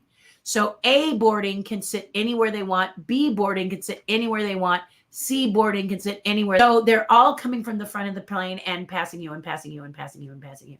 Delta has assigned seating, so they board from the back of the plane to the front, and you never cross. You understand? So the back comes, then the priority, premier, comfort, the one you pay a few extra bucks to get more leg room in the sort of coach section. And then you get, if they have business, or you've got first class. First class boards first and goes to the left. Nobody walks through those planes. And then the rest of you board at the back. So being first class protects me. Also, 2 people per seat. So you have this width. If that person chooses to sit all the way this way, I choose to sit all the way this way. We've got that space between us that is approximately 6 feet. And I'm vaccinated this time. So being vaccinated, I'm a lot more comfortable. But first class gives me that added benefit, doesn't it? Yes, it does. Also, there's a bathroom on board. They have disinfecting. They constantly disinfect their bathrooms with that special blue disinfecting light. But I usually make sure the flight is short so that I don't have to visit the airplane bathroom. Just one of my things, right? But I could, because first class usually has only about 8 people, maybe 14 in that section. So few people using it, washing my hands, making sure. They allow you now to have a 12-ounce bottle of hand sanitizer, so you can have that in your carry-on and, bathe in it if you want. But that's what we do as far as planes are concerned. And but I don't really worry, because Delta really, really, really, really disinfects their planes. They really, really take it super seriously. And I love them. It is the one that I use to fly to Virginia to shoot Outrageous Pumpkins, okay? It was beautiful. It was beautiful. So Delta's in the time when I'm nervous about that. So that's number 1. Number 2 is I do not like to change planes. Unfortunately, going out, I have to change in Minneapolis, as I told you. So first class board, they offload first class first. So we're the first ones coming out. I'll get to my next gate and I will social distance. All right. Rinse and repeat. Then I'm picked up by the author, put in her car. She's vaccinated as well and will be on the farm unless we're going to be at an event. All the events are outdoors. If they're not, we have made arrangements for distancing. Okay. So we got this. We got this. And then my husband has asked me when I come back to isolate for a few days, even though I'm vaccinated, because he's high risk and we want to protect him. And I told him, isolate for me then, you know? And as soon as I get back, I will get a COVID test. Yeah, I'll reach out to my pharmacy and say, let's make sure I don't have it before I, go back to see my mother. Now, my mother, I'm tested for COVID every time I go see her. And if I were to show symptoms or have a problem with COVID, then they would never let me in, right? If for some reason I tested positive for it, they wouldn't let me up to see my mother. So I love this place for it. So I'm really taking mask. I don't have any problem with masks. I'm going to take a couple of N95s. So we'll distance. We'll make sure, and if you're going to be there and you're not vaccinated, before you tell me your name, you tell me you're not vaccinated. Okay. So I and you can take enough precautions because they have said we could, even if we don't get sick, we could be carriers. And I'd rather not do that to you. Okay. All right. Okay. So that's what we're doing. I'm mostly on a farm in the middle of flipping nowhere with my best friend who's vaccinated, and she isolates herself as well. So it's just kind of, like the people going to WDW for the 50th. You got to be super careful. You just got to watch out for yourself, okay? Don't take a lot of unnecessary risks, just be as safe as you can. You don't want to run around in fear, but you don't want to be crazy and off your nut as well. Indiana seems to be doing really good. The areas that we're going are not super infection areas. And the only questionable place would be this festival, but this festival's all outdoors and they're gonna, so we'll be fine. We'll be fine. We're gonna, when in doubt, whoop, that's what we do, right?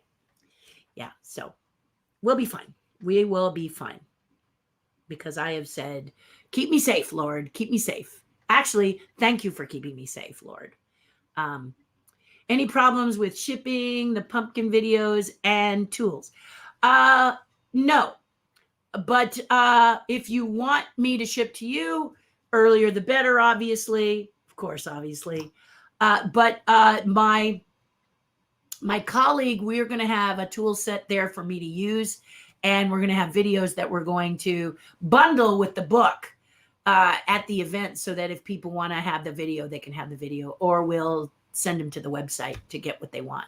But she's still got some of the videos from when she did the corn maze. So we're just going to help her get her inventory down. So I don't even have to pack them. I can pack very light.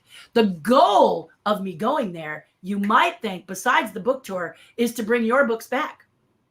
So I've got that all planned. And the nice thing about being first class is I get a little bit more weight, which I don't think I really need. And I get 2 bags. So I can check 2 bags if I need to bring as many books back as I can, because a lot of you who are picking them up didn't have to pay for shipping. And that way I don't have to pay for shipping. And you know what I mean? And I gave you a deal. So now it is no longer the deal, the pre-sale deal. It is now $22.99 if you want the book, unless you buy them in bulk. Then I'll give you a deal. So if you want to buy the book in bulk, reach out to me, okay? Messenger, the email I showed you, et cetera, and we'll set you up. If you order before October 5th, you will get both signatures, okay? Because I will get the order and I'll go, oh, you want your book. So I'll bring it back with me, both signatures, okay? All right, we might have both signatures upon my return if there's extra books, but you are guaranteed it if you make your order before October 5th. Go to TerriHarDin.com, click on new book, it'll send you right there, okay? Yay! It really is a lovely, light, sweet book. Michael can tell you because he got his. Have you thought about posting the video and tools as a set There is a special set price in the store. TerriHarden.com, online store, tool special. There you go. Safe travels on your tour. How exciting. It is exciting. And so I've got to again say to you at the end of this, and we're doing pretty good actually, at the end of this, this is kind of later, that I will try to broadcast next Friday for the AMA. And I am going to broadcast Monday. And then the following Monday, I think I can broadcast. And then I fly home on that Wednesday, October 6th. So fly out on September 22nd, which is this coming Wednesday. And then I fly back. So it's going to be exciting. We're going to sit in on the farm property of the author, Lynette's home, and we're going to be signing our arms off. You know, hopefully watching a movie that we both want to see and signing our arms off. Oh, I wonder if she'd like to watch Ted Lasso. Ooh. I don't know. She may or may not like it. Sometimes we have the same taste. Sometimes, you know, there's a lot of swearing in Ted Lasso, but it's important. It's the first time I've ever thought swearing was so important, but it is important. It's part of one of the characters, and I absolutely love it. I have to say, it's giving me a whole new look on certain words in the swearing language. I adore it. So yeah, posting them on sale at eBay. Nope. Because eBay, people think they're going to get a bargain. They're looking for a bargain, or they're looking for something collectible, neither of which my tool set is. But I am thinking of posting some extremely rare pieces on there. In fact, maybe I should show them to my tribe first in case they want to buy them first. And then if my tribe doesn't want to buy them on eBay. Yeah, I've got a couple things that I think they might like. Yeah, very cool. Yay! But thank you for asking, Leo. Nope. My store. Here we go. Please excuse the way the messages are coming across, fat fingers and an iPhone keyboard. Hey, I get it. Okay, so let me tell you, Leo, a story about my dad. My dad knows a lot of young people. My dad has just turned 87, I believe, and he's in his 80s. Let's just say that. And he loves to keep in touch with a lot of the young people. They just love my father. So he has the same thing, fat fingers. So I taught him how to talk to text, okay? But if you've ever talked to text, you know that that can be just as challenging. And my dad will send me messages by talking to text, and the word correct, as you know, which can be the evil of evils, will type something completely that doesn't make any sense, you know. Kale me, love Dade, you know, stuff like that. But I'll decipher them because my dad is really happy to be able to text. My mother flat refuses. Being in a convalescent hospital, she doesn't even have a phone now. She won't have one. So we just help her. But my dad is absolutely adorable when it comes to talk to text. So I understand. And I have the same challenges with, I posted a thing about my book on a memory. I did it actually 8 years ago. I can't even believe I did this. Tales from Terri, Disney artists.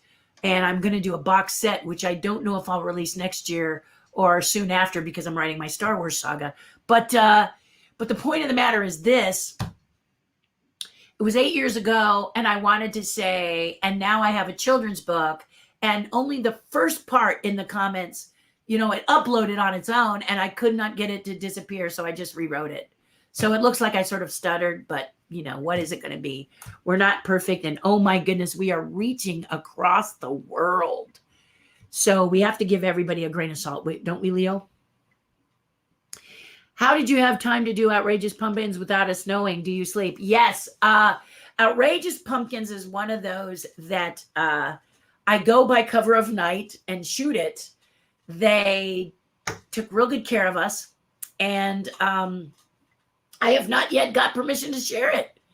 But a friend of mine said Food Network just announced it's starting on September 3rd. It's going to launch. So I'm kind of feeling like, hey, man. If they can say it, I can say it, right? Yeah. Okay. Okay. What do we got here? Let me just take a minute to look. I wouldn't normally look at the phone, but we've got.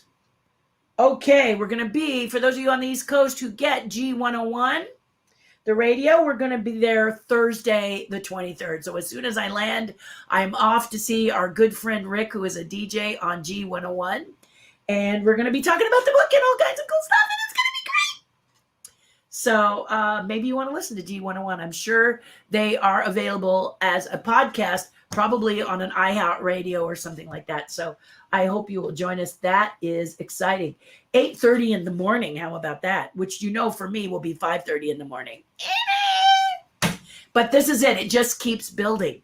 The tour keeps building. So Lynette and I are using the brain to figure out what to do. In fact, Lynette came out with a great idea, which is to talk to Kiwanis, Lions Club, etc., like that. And that's when I suggested to her she might offer to the Lions Club or Kiwanis if they would like to purchase a few books in advance, sell them at the retail price, and we both make a few bucks. And that way, that would be great, wouldn't it? It'd be great to give back. And that's a way, they make it and we make it. And that's cool. So, yeah. So we like to help those people who give back and love to give back as much as we can. So exciting. Yes. So thank you for allowing me to take a look at that, because I thought it might be my father. And, yeah.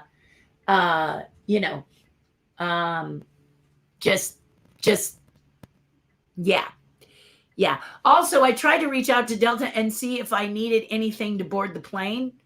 Like, I'll be taking my vaccine card, but is there anything else I need? Would they like a quick COVID test or whatever? I'm going to have one the day before at my mom's, but they don't give me any documentation or anything. That's just to qualify me to go upstairs and see my mother. So I didn't see anything on the website. So I'm just speaking that I can board the plane because I am vaccinated. But it's really crazy because I looked all over the website and they talk about entering the U.S. I'm not leaving the U.S. So what do I care about entering the U.S.? You know what I mean? It's crazy, crazy. Leo, it's really crazy, crazy. How long did it take, says Michael, to, let's see. Yeah. So to answer Angie, let me finish up with Angie. It was great. It was wonderful. Please watch Outrageous Pumpkins on October 3rd. And then please reach out to the Food Network. Go on Instagram, find them on Instagram, Facebook, whatever, and just let them know how much you love the show. This year's gonna be spectacular. Do I say that every year? Wow. This one. Wow. Yeah. Wow. You're gonna love it. You're gonna love it. I'm gonna love it. I can't wait to see it. So it's gonna be fun because we don't ever get to Okay, how long did it take to create the dragon in Paris? Michael says, can you talk about the process of creating it? Yeah, first of all, Michael, as a woman, you got to fight. Because Disney would rather not have a woman design an entire attraction. Because why? Because then they usually send men out in the field when it is the lath and plaster. So when you have someone like Kim Irvine who sketches, draws, designs like this and oversees that, they're happy to send a woman. I don't understand the thinking. At least that was then. Okay, now who knows? It could be different. But back in the day when I did the Dragon's Lair, I did have to go to the bat and state my case for why I'm the best person to do the dragon. And I did that in front of Tony Baxter. So I told my supervisor to get Tony Baxter down here when I found out that the dragon was only going to be stone and not animate. I was like, what are you talking about? The dragon's not going to animate. People are going to walk by a stone. What? A stone dragon that doesn't move? What? Where are we? Where do you think we are? We're not at Magic Mountain. We're not Universal. Now I can't say that because Universal has some great experiences. Why? Because there's been a few Imagineers walk in there. So, and Knott's too. Knott's Berry Farm was really great, but they've gone up a notch because some Imagineers have crossed over to help various parks as we leave Imagineering and go on to other places because, that's the way it is.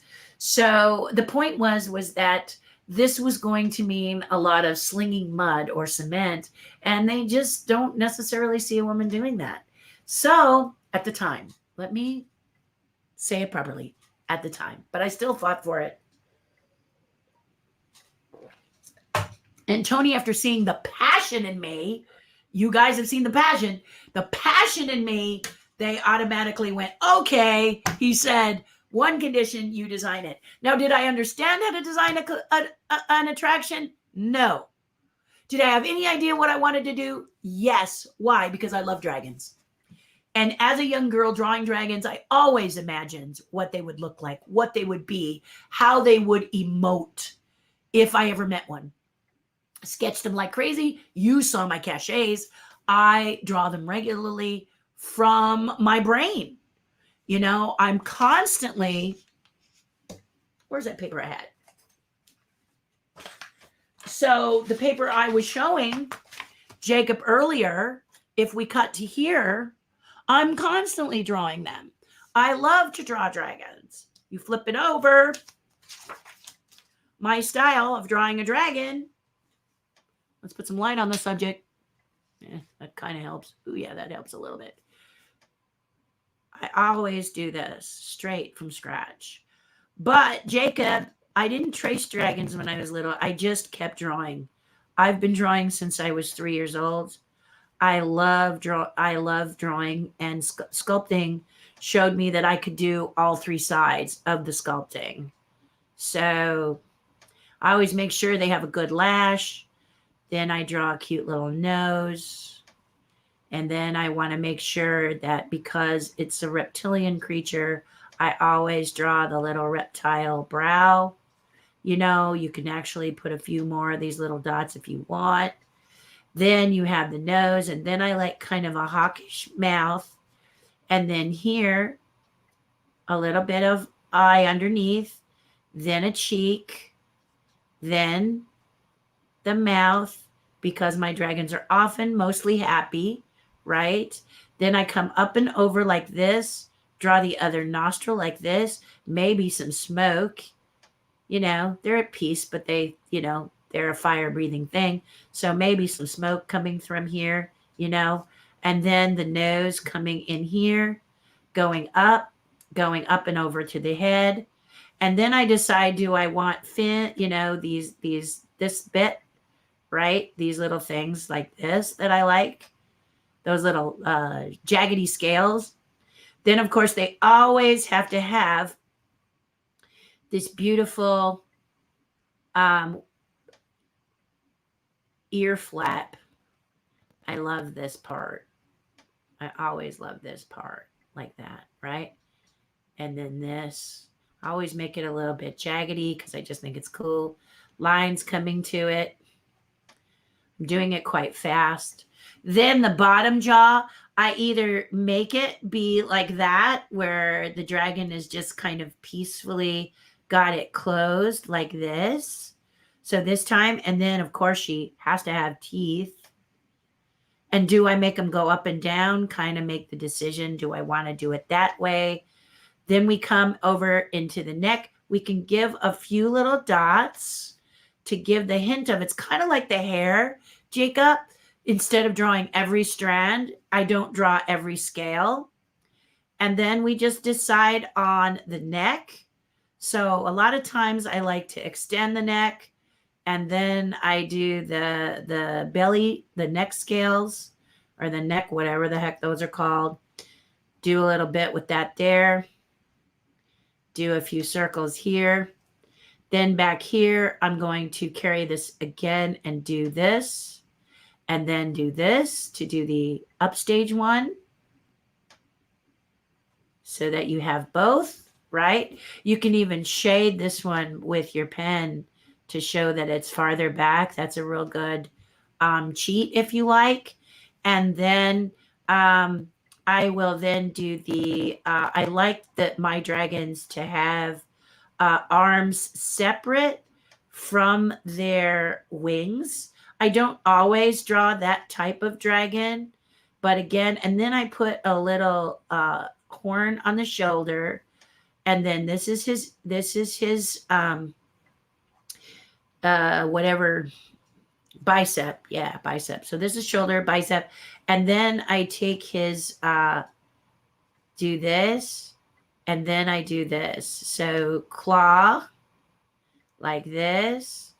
And then, you know, he can be holding something or just kind of matter of factly doing his hands like this.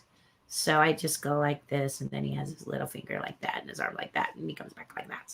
And then his elbow has that horn on it as well, right? And then he has these going down. Again, I'm drawing it fast, but you get the idea. And here you can just see that he's got his little matter of fact, and then I do his nails like this, you know, and this is 2 fingers together. I love that 2 fingers together thing there, right? And then you just keep going. Now you can make him serpent or not. Here, the neck comes here, and then right here is the wing. So I'll bring the wing there, right back here, and do the same bit I did before, which is to pull it in. This one is kind of folded, so we do this little folded thing, and we do this to show that it's a little bit folded, and some lines here. Okay, and then from behind, if it's a serpent, we just continue the serpentiness on down, and so on and so forth. So the other arm can be doing something else, but you get the idea that I've drawn dragons so much that I keep on like drawing them. Draw. They can be doing all kinds of things, mouth open, mouth closed. I love to do this big eye, but I'm constantly drawing them.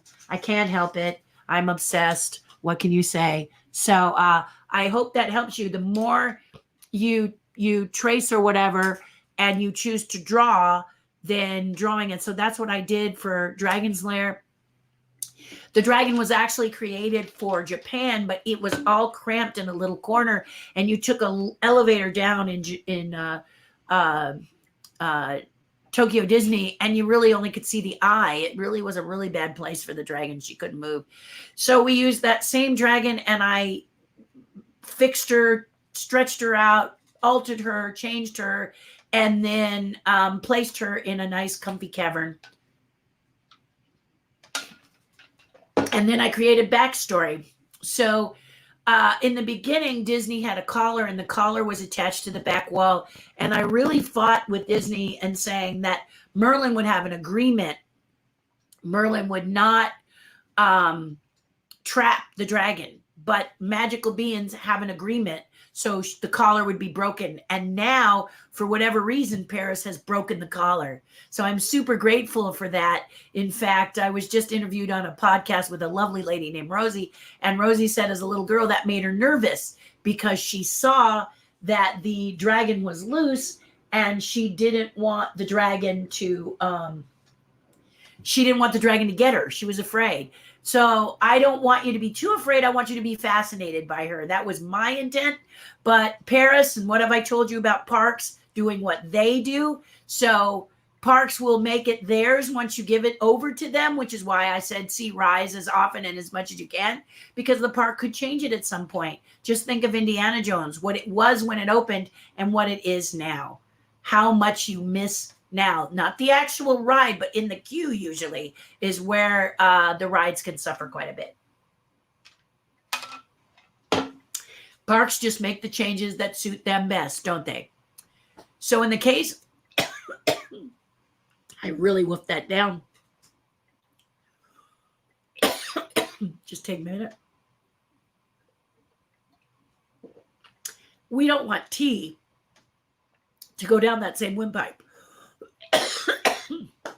So just take a minute.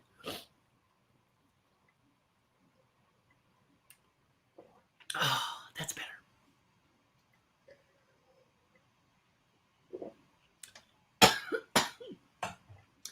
Sometimes in the shake, it doesn't always devolve. Look at that. Look at his voice is gone. It doesn't always dissolve. So then you get it stuck. You guys have caught every single level of my challenges. The shake is here because I need breakfast. The tea is here because who doesn't need tea? So on and so forth. So anyway, back to what I was saying. So sketch out what I'm thinking, then present it. But a lot of times then I'll just go into sculpting it so that they can see the whole overall design of the attraction the way I envision it. At one point, I was given a male concept artist, Brian Jowers, to oversee or to work with me, collaborate with me, on Dragon's Lair. And that was phenomenal. That was a phenomenal experience because he is an amazing concept artist. I really enjoyed it, but they just wanted a man, a concept artist who was male, to make sure that there were both of us working on it. But they, as much of the stuff we did, they didn't like what we did. I loved what we did. And I will talk to you about that at a later time because we're kind of over the 2-hour mark. So let's get to, well, I won't be able to get to everybody's questions, but I'll get to as many as I can. But that's kind of what happens, and I'll happy to speak more about it at a later time and then tell you the story of what Brian and I came with, which they threw out and kept my work, which was really wild. Leo says, sci-fi series that's coming to Apple TV that looks really interesting. What's it called, Leo? Or are you keeping it a secret? Thank you so much for your help. See, the thing I really want to do with Procreate is do vector portraits because they just look so very cool. Yes, and vector really is nice because it can then go into Illustrator, can't it, Jacob? And in Illustrator, they have even more. Do you have an iPad, or is it a tablet? Or is it Windows, is what I'm saying. Illustrator has just released, and I don't know how like for real it is because I haven't really dabbled into it, Illustrator for iPad. So I'm pretty excited to see how that works. I've loved Fresco for certain reasons. For one, vector, as you've turned out. One of the things about Procreate is you have to do the drawings really, really big, because if you're going to make them bigger, you have to have a place to come from, or you have to import them into Illustrator in order to get them to be vector, because a lot of the ones in Procreate are not vector. So in Fresco, they are vector, and I'm with you on that. I love drawing in vector because I can squeeze them really down and make them really big, and I don't necessarily have to draw them. I don't have to have them so big that they take up a lot of the access memory, random access memory in my iPad. So it's two camps there. You're talking some real... we're talking some terminology that maybe not everybody gets, but if you guys don't, just reach out to us and we'll chat about it. But you're on the right track. You are. And if you can draw in with one of these programs like Procreate or Fresco or things like that, you just put a layer on and the tracing is so simple. And please play with the layers if you haven't already, Jacob, which is you can trace some in blue. And if you don't like you can first trace in black. And then if you want to make some changes, but you want to keep what you've done, you can make that layer that you're first tracing in black soft, like I did my photo. Then you can do another layer in blue and you can kind of jump between them to see what you like. I did this with Nate Singleton's. I'm doing a Jessica Rabbit for Nate, a private collectible piece. And Nate is, and I was doing it a certain way. And then I got this brainstorm of an idea. So I made the first sketch that I did, or the beginnings of the renderings that I was doing for his Jessica Rabbit, soft. And then I added what I thought would be cool. And then I flashed between those layers, which on a iPad or a tablet is so simple and easy, or on a Windows Surface. They've got the Surface book. Windows has got so many now that you can draw right on the screen that there's all kinds of ways that you can do that, but it's really super fast. One of the things I love about it, or even a Wacom pad, I think you mentioned that as well. Even a Wacom pad, that you pull the layers in and you can throw layers on and draw as fast as you can think. Trace as fast as you can think. And it really is great for me when I'm developing something like Nate Singleton's piece. Just give me a second here. I don't know why it keeps, oh, I see, it keeps yelling at me for, I don't know why.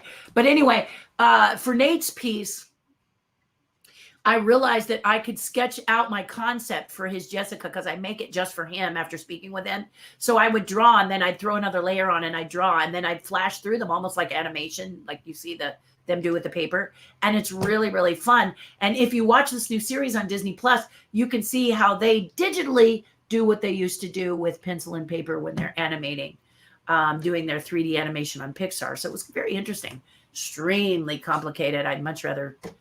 I've got some ideas about doing a little rudimentary animation, but I'm going to go back to the the paper version or do it differently. Yeah, I haven't got that far yet because I've got a lot of things on my plate, but it's in the back of my head of things you want to do. So, yeah, I agree with you. Do you still have the notepad that you've written the end credits on? I might. I still have the sketches I did of Han Solo, Luke Skywalker. Here's a couple of examples. So here's the sketches I did way back in. Luke.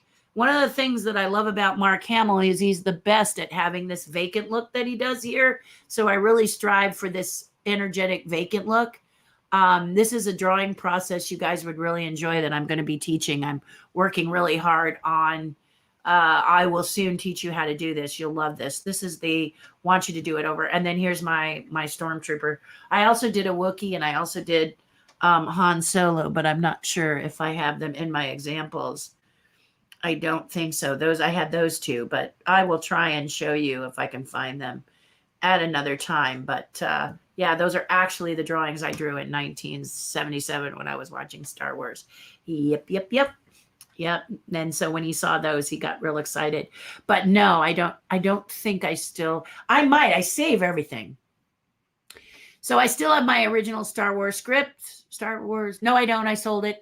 My Ghostbusters script and a script that Dolly Parton signed for the show, the Christmas show I did with Dolly Parton, and a Ray Bradbury script that he wrote to me based on my favorite Ray Bradbury story, Fahrenheit 451. He did a play, and that script is of the play because I loved the fire chief in the play that's different from the movie or the actual book. And I absolutely went gaga over it, and he gave me a script and signed it to me. So I have some of those cool things. Call it Terri Hardin in the Galaxy. May your artist be with you. Maybe it should be Terri Hardin, artist in the Star Wars galaxy. May the farce be with you. Somebody else has May the farce be with you, by the way. But that's a great idea. Thank you, Angie. You're so sweet to say that. Give me some titles, guys. I like that you're doing that because let me tell you, if you come up with the title, I'll give you the book for free. How about that? And I'm going to have to do that to my tribe too. Because you got, I have such a great source in all of you. That would be great. Come up with the title of the book and I'll give you the free book when it comes out. Hardbound, because that's what you asked for. So the books will be hardbound. Or Terri Hardin and the Force Within. That's cute. Really cute. That's cute. I'm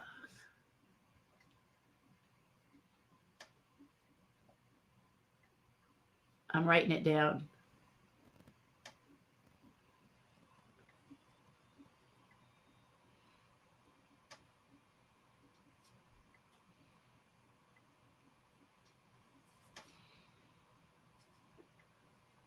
And you're sparking ideas too.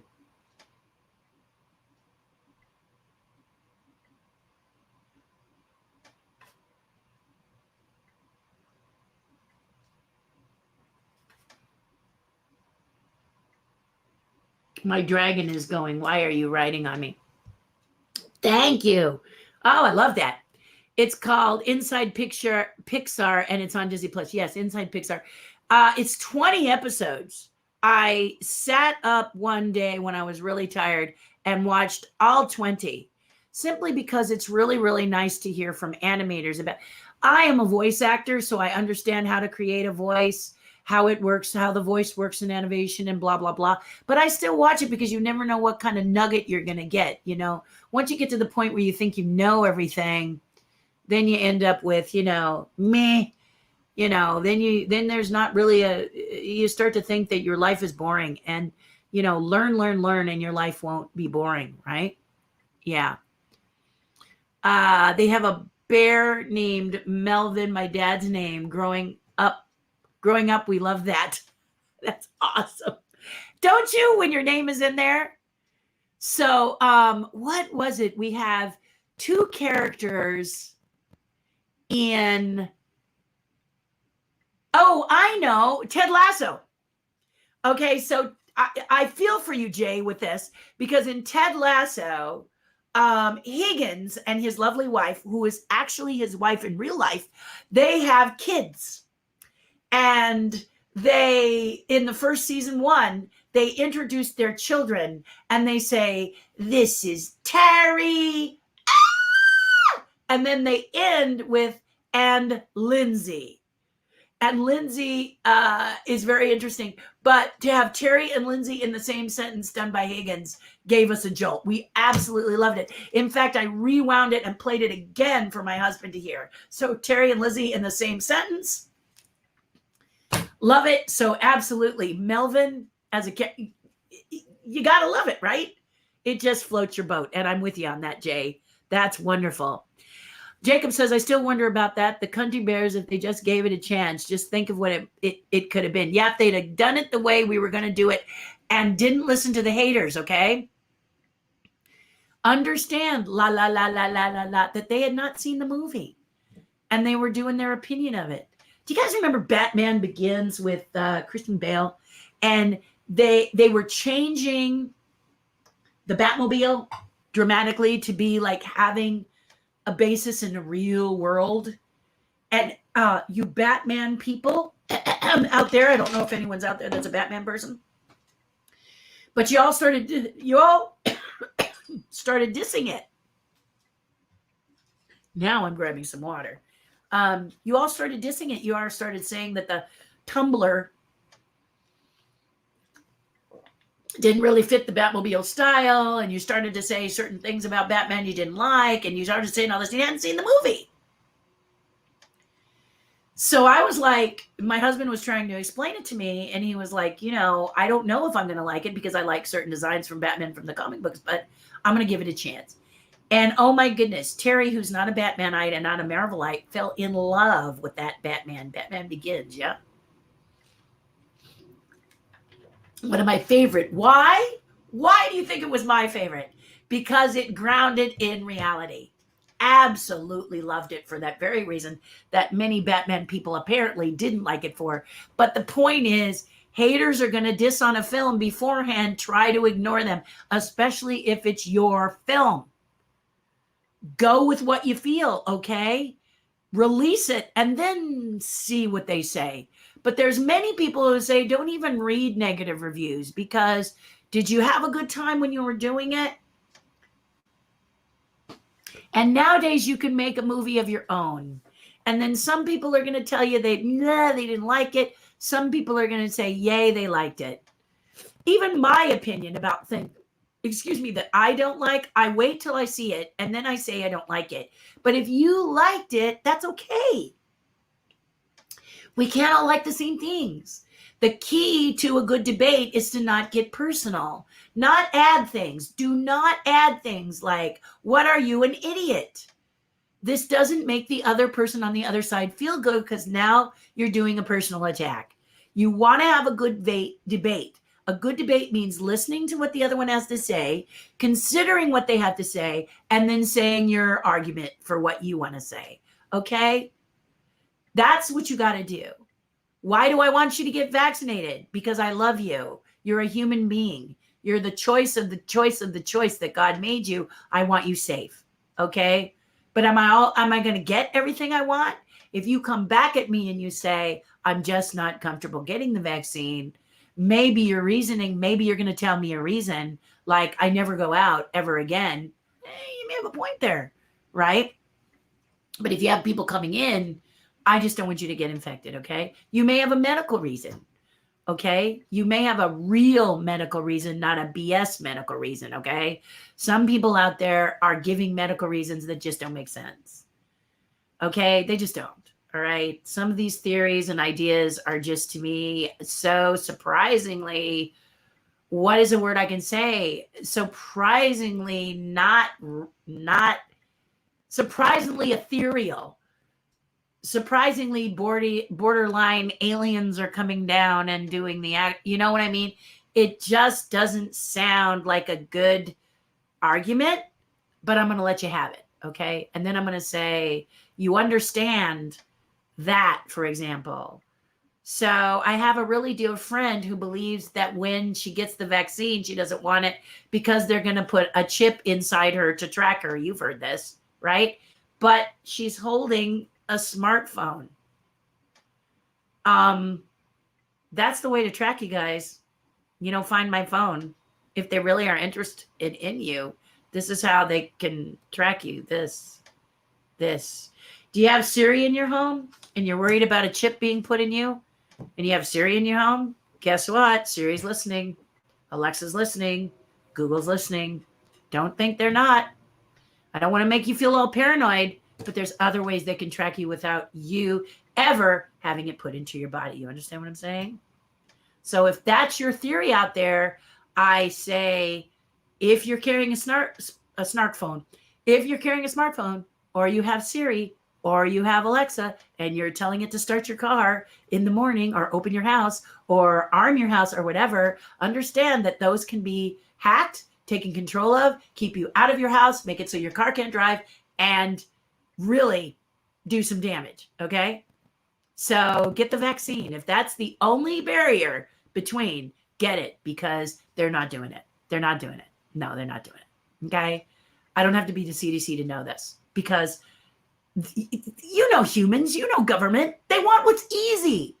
They're not going to overcomplicate their lives. This is easy to track you. So don't use that as an excuse, okay? If that's your excuse, that's not a good one. Find another one, okay? I'm just saying, okay? But that's when but that's allowed. See, if we were having a debate, I didn't call you any names. I just was pointing out some things you might want to consider if this is your fear. Okay? If this is truly your fear. And that's what I'm saying. If you were worried that you wanted the Food and Drug Administration to endorse it, now we have one that's been endorsed by the Food and Drug Administration officially. So go get that one. Okay? But the sooner you guys get vaccinated, the sooner we can be out of this world of mask, no mask, indoors, outdoors. What are we doing? I mean, the mask dance can make you a little nuts because you don't know what to do. Hence why was trying to reach Delta, because they didn't mention, I know I need a mask for on the plane, but do I need something more than just a vaccination to allow me to get on said plane? I'm only going to Indiana. I'm not going to Hawaii, and I'm not going to the UK, but still I wanted to know, and it was impossible to get that answer. So I just thought about it. I don't want to not get on the plane if they tell me, sorry, you can't get it. What? Yeah, exactly. Now, Jacob asked, was the sequel supposed to be about the European tour? We didn't get that far. What happened is that Disney said, what do you think about doing a second one? Henson said, we'd love to do a second one. And then Disney said, never mind. That's about as close as it got, Jacob. I'm sorry to say. Jacob says, I swear the best things are so underrated, of course. All things are. Just kidding. Yeah, well, you're right. Some things people don't take a liking to. And then there's other things you look at and you go, how did that ever, how? Okay. There are things that Disney produces that I just go, I don't know why anyone would collect that. All right. I talked with the theme park gals. They have a great YouTube channel. Look them up. They're very, very good. They're two wonderful women. They have great information. But the theme park gals, I happen to mention that I don't understand the shoe Crocs. I understand Crocs, okay? But I don't understand why Disney and Crocs have decided to make Crocs that look like food. So you have turkey legs on your feet, popcorn on your feet, French fries on your feet. I'm not feeling it, okay? I'm not really feeling Crocs, but I see why people love them. Chefs wear them like crazy. So they must be a terribly wonderful, comfortable shoe. And power to you. I've seen some cute Crocs. But food on my feet? Why would I want food on my feet? And it doesn't smell like the food. It smells like plastic, okay? I know this because the theme park gals, one of them said, hey, I bought the popcorn ones because I love them. So she was trying to explain to me the nostalgic feeling she got. And I kept saying, I'm not feeling it. It's not getting through. Why would you have popcorn on your feet again? Why not have those little jewels that they put in the holes of popcorn? Wouldn't that be cuter? I don't know. Anyway, I don't get it. I don't know why you wouldn't do an Oogie Boogie Croc because it has an Oogie Boogie shape already. So that's what I would do. I would probably, if I was designing a Croc, I'd do Oogie Boogie. And don't tell me it wouldn't sell out because it would. So I don't get food on your feet. Sometimes Disney does something and I just whoosh, right over my head. I don't see why people would buy that. I'm confused. Going to the 50th, if my van will stop breaking down. Linda, I love you for that. Isn't it interesting that a lot of things in our lives that as we go back into the world seem to want our attention? I'm going to say it like that because I don't want to speak anything negative as far as things breaking down or whatever. I'm just going to say we're done. Okay, up until now, you've been testing my patience as far as what you've been up to. But now we're good, right? We're good. We're finished. No more for a while because, yeah, no. And that's what I say. So I'm with you. And I've got my fingers crossed that up until now, it's been giving you trouble. Not anymore. In New Jersey. Yes, exactly. Well, I think having a road trip is a great way to go down to Walt Disney World. And if it turns out you can't make it there, take a road trip to Indiana. Have you watched that video of Steve, the guy from Blue's Clues? The video is blowing up on the internet. No, I haven't. The guy from Blue's Clues. Blue's Clues is great, isn't it? That is so much. I mean, I'd like to come up with ideas like that. Yeah, Jacob, email it to me, terri@terri.com. Email me the link and I'll check it out. I love stuff like that. I love it. I still love the people who caught the cat at the game with a flag. This is the closest you're going to get me to sports. If it involves some sort of little animal and you're catching it with a flag and saving its life, because the cat probably would have landed on his feet, but it could have been painful. That was a big drop for that little cat. So, and the guy said that the one thing you couldn't see on video was that the cat was peeing all over them and they had to stink for the rest of the game. But he still did it because they wanted to save an animal's life. I loved it. I love Delta. That's actually how I flew, says Jacob, back and forth to Walt Disney World. I hated Delta before the pandemic, but Delta has made me, but now I'm a believer. They really blew me away. This is the airline that the Food Network flew me out to do this Outrageous Pumpkins that debuts on October 3rd. And I was almost in tears. At the time, they sent me videos to my email to help me feel more confident about flying, because it was at a time when, well, it's like now I'm still, luckily we're vaccinated, but there were no vaccines available when I did this flight. And I got back safe. Everything was cool. Everything was lovely. And I'm grateful. But direct flight in the car, straight to where I was going, and then isolation. That's what I did. I did not go out on my own. I wasn't allowed to go out on my own. Everyone had certain rules and regulations that the Food Network had us follow because we had to. We had to protect each other or the show could not be made. So that's what we did. Whoop, whoop. We protected each other. And you, as a result, get a kickin' show.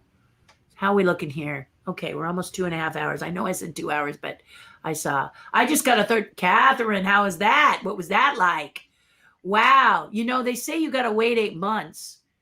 At first, people were saying September 20th, but now they're saying you got to wait 8 months after your vaccine to get it if your doctor says you need a booster. Oh, I have a little spider cruising on the ceiling. Stay up there. I don't know. He's just kind of cruising around. I think he found a little niche that he can be into. That's good. That's good. Congratulations. I think that's a good idea. Tim Gillette, how are you? Sorry, I missed you last Wednesday. Getting ready for my book tour. And was on, what wasn't a book tour, mother's birthday. So it wasn't the book tour, it was my mom's birthday. And there I was celebrating my mother's birthday. So excited to celebrate my mother's birthday in the convalescent hospital. So thank you for your understanding. Great to see you, Tim Gillette. Will be on GC. So here's the author, Lynette Eklund. Here she is. And here she is talking about G101, Thursday the 23rd, 8:30 Eastern Time. Available online as well. See? What did I tell you? Order the book before October 5th and you get both our signatures. So don't delay. Order today. I made another rhyme. How about that? It does me good to see you so invigorated and excited. I'm always this way. I'm a Tigger. You know my name says Tigger, right, Stephen? Tigger. Yeah. The wonderful thing about Tiggers. Tigger's a wonderful thing. Heads are made of the rubber. Tails are made of a spring. They're bouncy, bouncy, bouncy, bouncy, bouncy. You get it, right? That's why I was named that since 2 years old and why Tigger has always been my namesake. And I have a couple of them, but not a lot of them because I'm starting to give them away. I give them away and give away things that I find and have to Terry's Tribe. Another reason to join Terry's Tribe on Patreon. Patreon.com/Terri Hardin, or go to my website and follow the links. Jacob says, I have an iPad, but I want to get a new one. There you go. But that will allow you to do the tracing. And they have certain programs that are free that might not be as high end or vector, Jacob, but get you through the tracing phase. And then you can import them into a Procreate and take it to the next level or to vector. Yes, there you go. Or into a Illustrator for iPad. It depends on what generation, of course, but Illustrator for iPad, bam, and and allow you to do that too. Also, the new iPads have the new USB-C, and you can connect to your iPad. Wait for it if you don't know, an external hard drive. Unfortunately, as my husband says, I guess you have to pull in your file into the iPad. You can't leave it on the external hard drive to work on it. But who knows, as the iPad develops, we're finally getting what we've been begging them for years. Later generations might have the accessibility, and that's just a big plus for the iPads. I'm super, super happy about that. Not to mention that if your iPad has a pencil, these are wonderful. Apple has a challenge with how to keep them with the pad. But the first time it stuck in the end, to charge, and you were so scared you were going to snap it off and break the connector. And now it magnetizes to the top. But honestly, when I'm traveling, I take it off the top so it doesn't magnetize and put it back in its box so I have a bigger holdable thing so I don't lose it. Because it could get knocked off, bounce on the floor, someone else pick it up, or you kick it and never find, no. Never leave it attached to the top. When I'm traveling, I go ahead and put it in its original box and pack that in my luggage so that I have it separate so that I don't have any worries about losing it, because it is a pretty penny, isn't it, Jacob? Indeed. Yeah, pretty penny, these things. So cool, says Jay. Joseph, you popped in. You're not supposed to, so many love you. Have a great time at the pumpkin patch. Joseph Yakovic, what are you doing pumpkin-wise in Florida? Don't tell me now. I'm about to sign off. I promised 2 hours, and I'm going to end at 2.5 hours. So I'll give you that extra half hour. I know there wasn't a ton of you watching, but you had questions, and that's what I'm about. Steven says, got my booster and flu shot last Wednesday, no adverse effects. You got them together, yeah? They're saying that you can get these two vaccines together, which really blew me away. Because a lot of times with the vaccine, so for example, I was going through shingles vaccine. I'm old. What can I say? And they wanted me to get all the way through that before I did my normal vaccines. And that's what happened. And then I needed to do a colonoscopy, TMI, right? But they wanted me to get through my COVID vaccines before I had that done. All flying colors, everything wonderful. So it's all good, man, which is another show I love. It was enchanting to see you draw your credible dragon. Oh, thank you, Connie. Someone said that I should start doing broadcasts while sketching. I am happy to do that. If you want to watch me sketch while I talk to you, just let me know. Message me, okay? Because I'm looking to see where this conversation, this chat conversation that I've got going here, will go after the pandemic is finally under control, which seriously, it's not yet. So that's why I'm going these longer times, because I think we all need it. You aren't the only ones who need it. I need it too. So I want to thank you for that as we come up on the 12 o'clock hour. Last comment, Jay says, I really hope to someday see a museum for Imagineers, seeing the gems of work like Grace and my friend BB, and we've all worked on. I know, but there are books out there that show it to you. And then the Didsy Museum is a great resource for a lot of the stuff that Imagineers have done, that Walt has done, that we have done. And you can see it through there too. Also, Leo and I, we're looking, some of the more Imagineers that are more on the quiet side, we try to do that. Also, there's a book. I don't know how many people are in this book, and it's called Imagineering. What is it called? Imagineering the Builders of a Dream. Yeah, that's it. Here it is. Have you seen this book, guys? A lot of people have it in paperback. The hardback edition was the first edition, so try and grab it. But this one, The Building of a Behind the Dreams, this might help you see Imagineers who are more quiet. Don't know if yours are in there, but this could be a book. It's an older book, a little more challenging to find, but you can Google where it is, and I highly recommend it. Okay? All right. Guys, so great to see you. Jay, link. So good to see you. I will go in the comments, and but if you want to do this, go to terrihardin.com or message me, email me, write to me, and I'm happy to answer you when I get a moment. So give me a grain of salt, lots going on, but I will answer you. Hugs and loves. Thank you, Jay. Do something nice for someone else. It will make you feel so much better. I love you guys. I thank you for being part of this. And for those of you who stuck it out for 2.5 hours, mwah, we'll see you soon. Take care. Be well. Have a great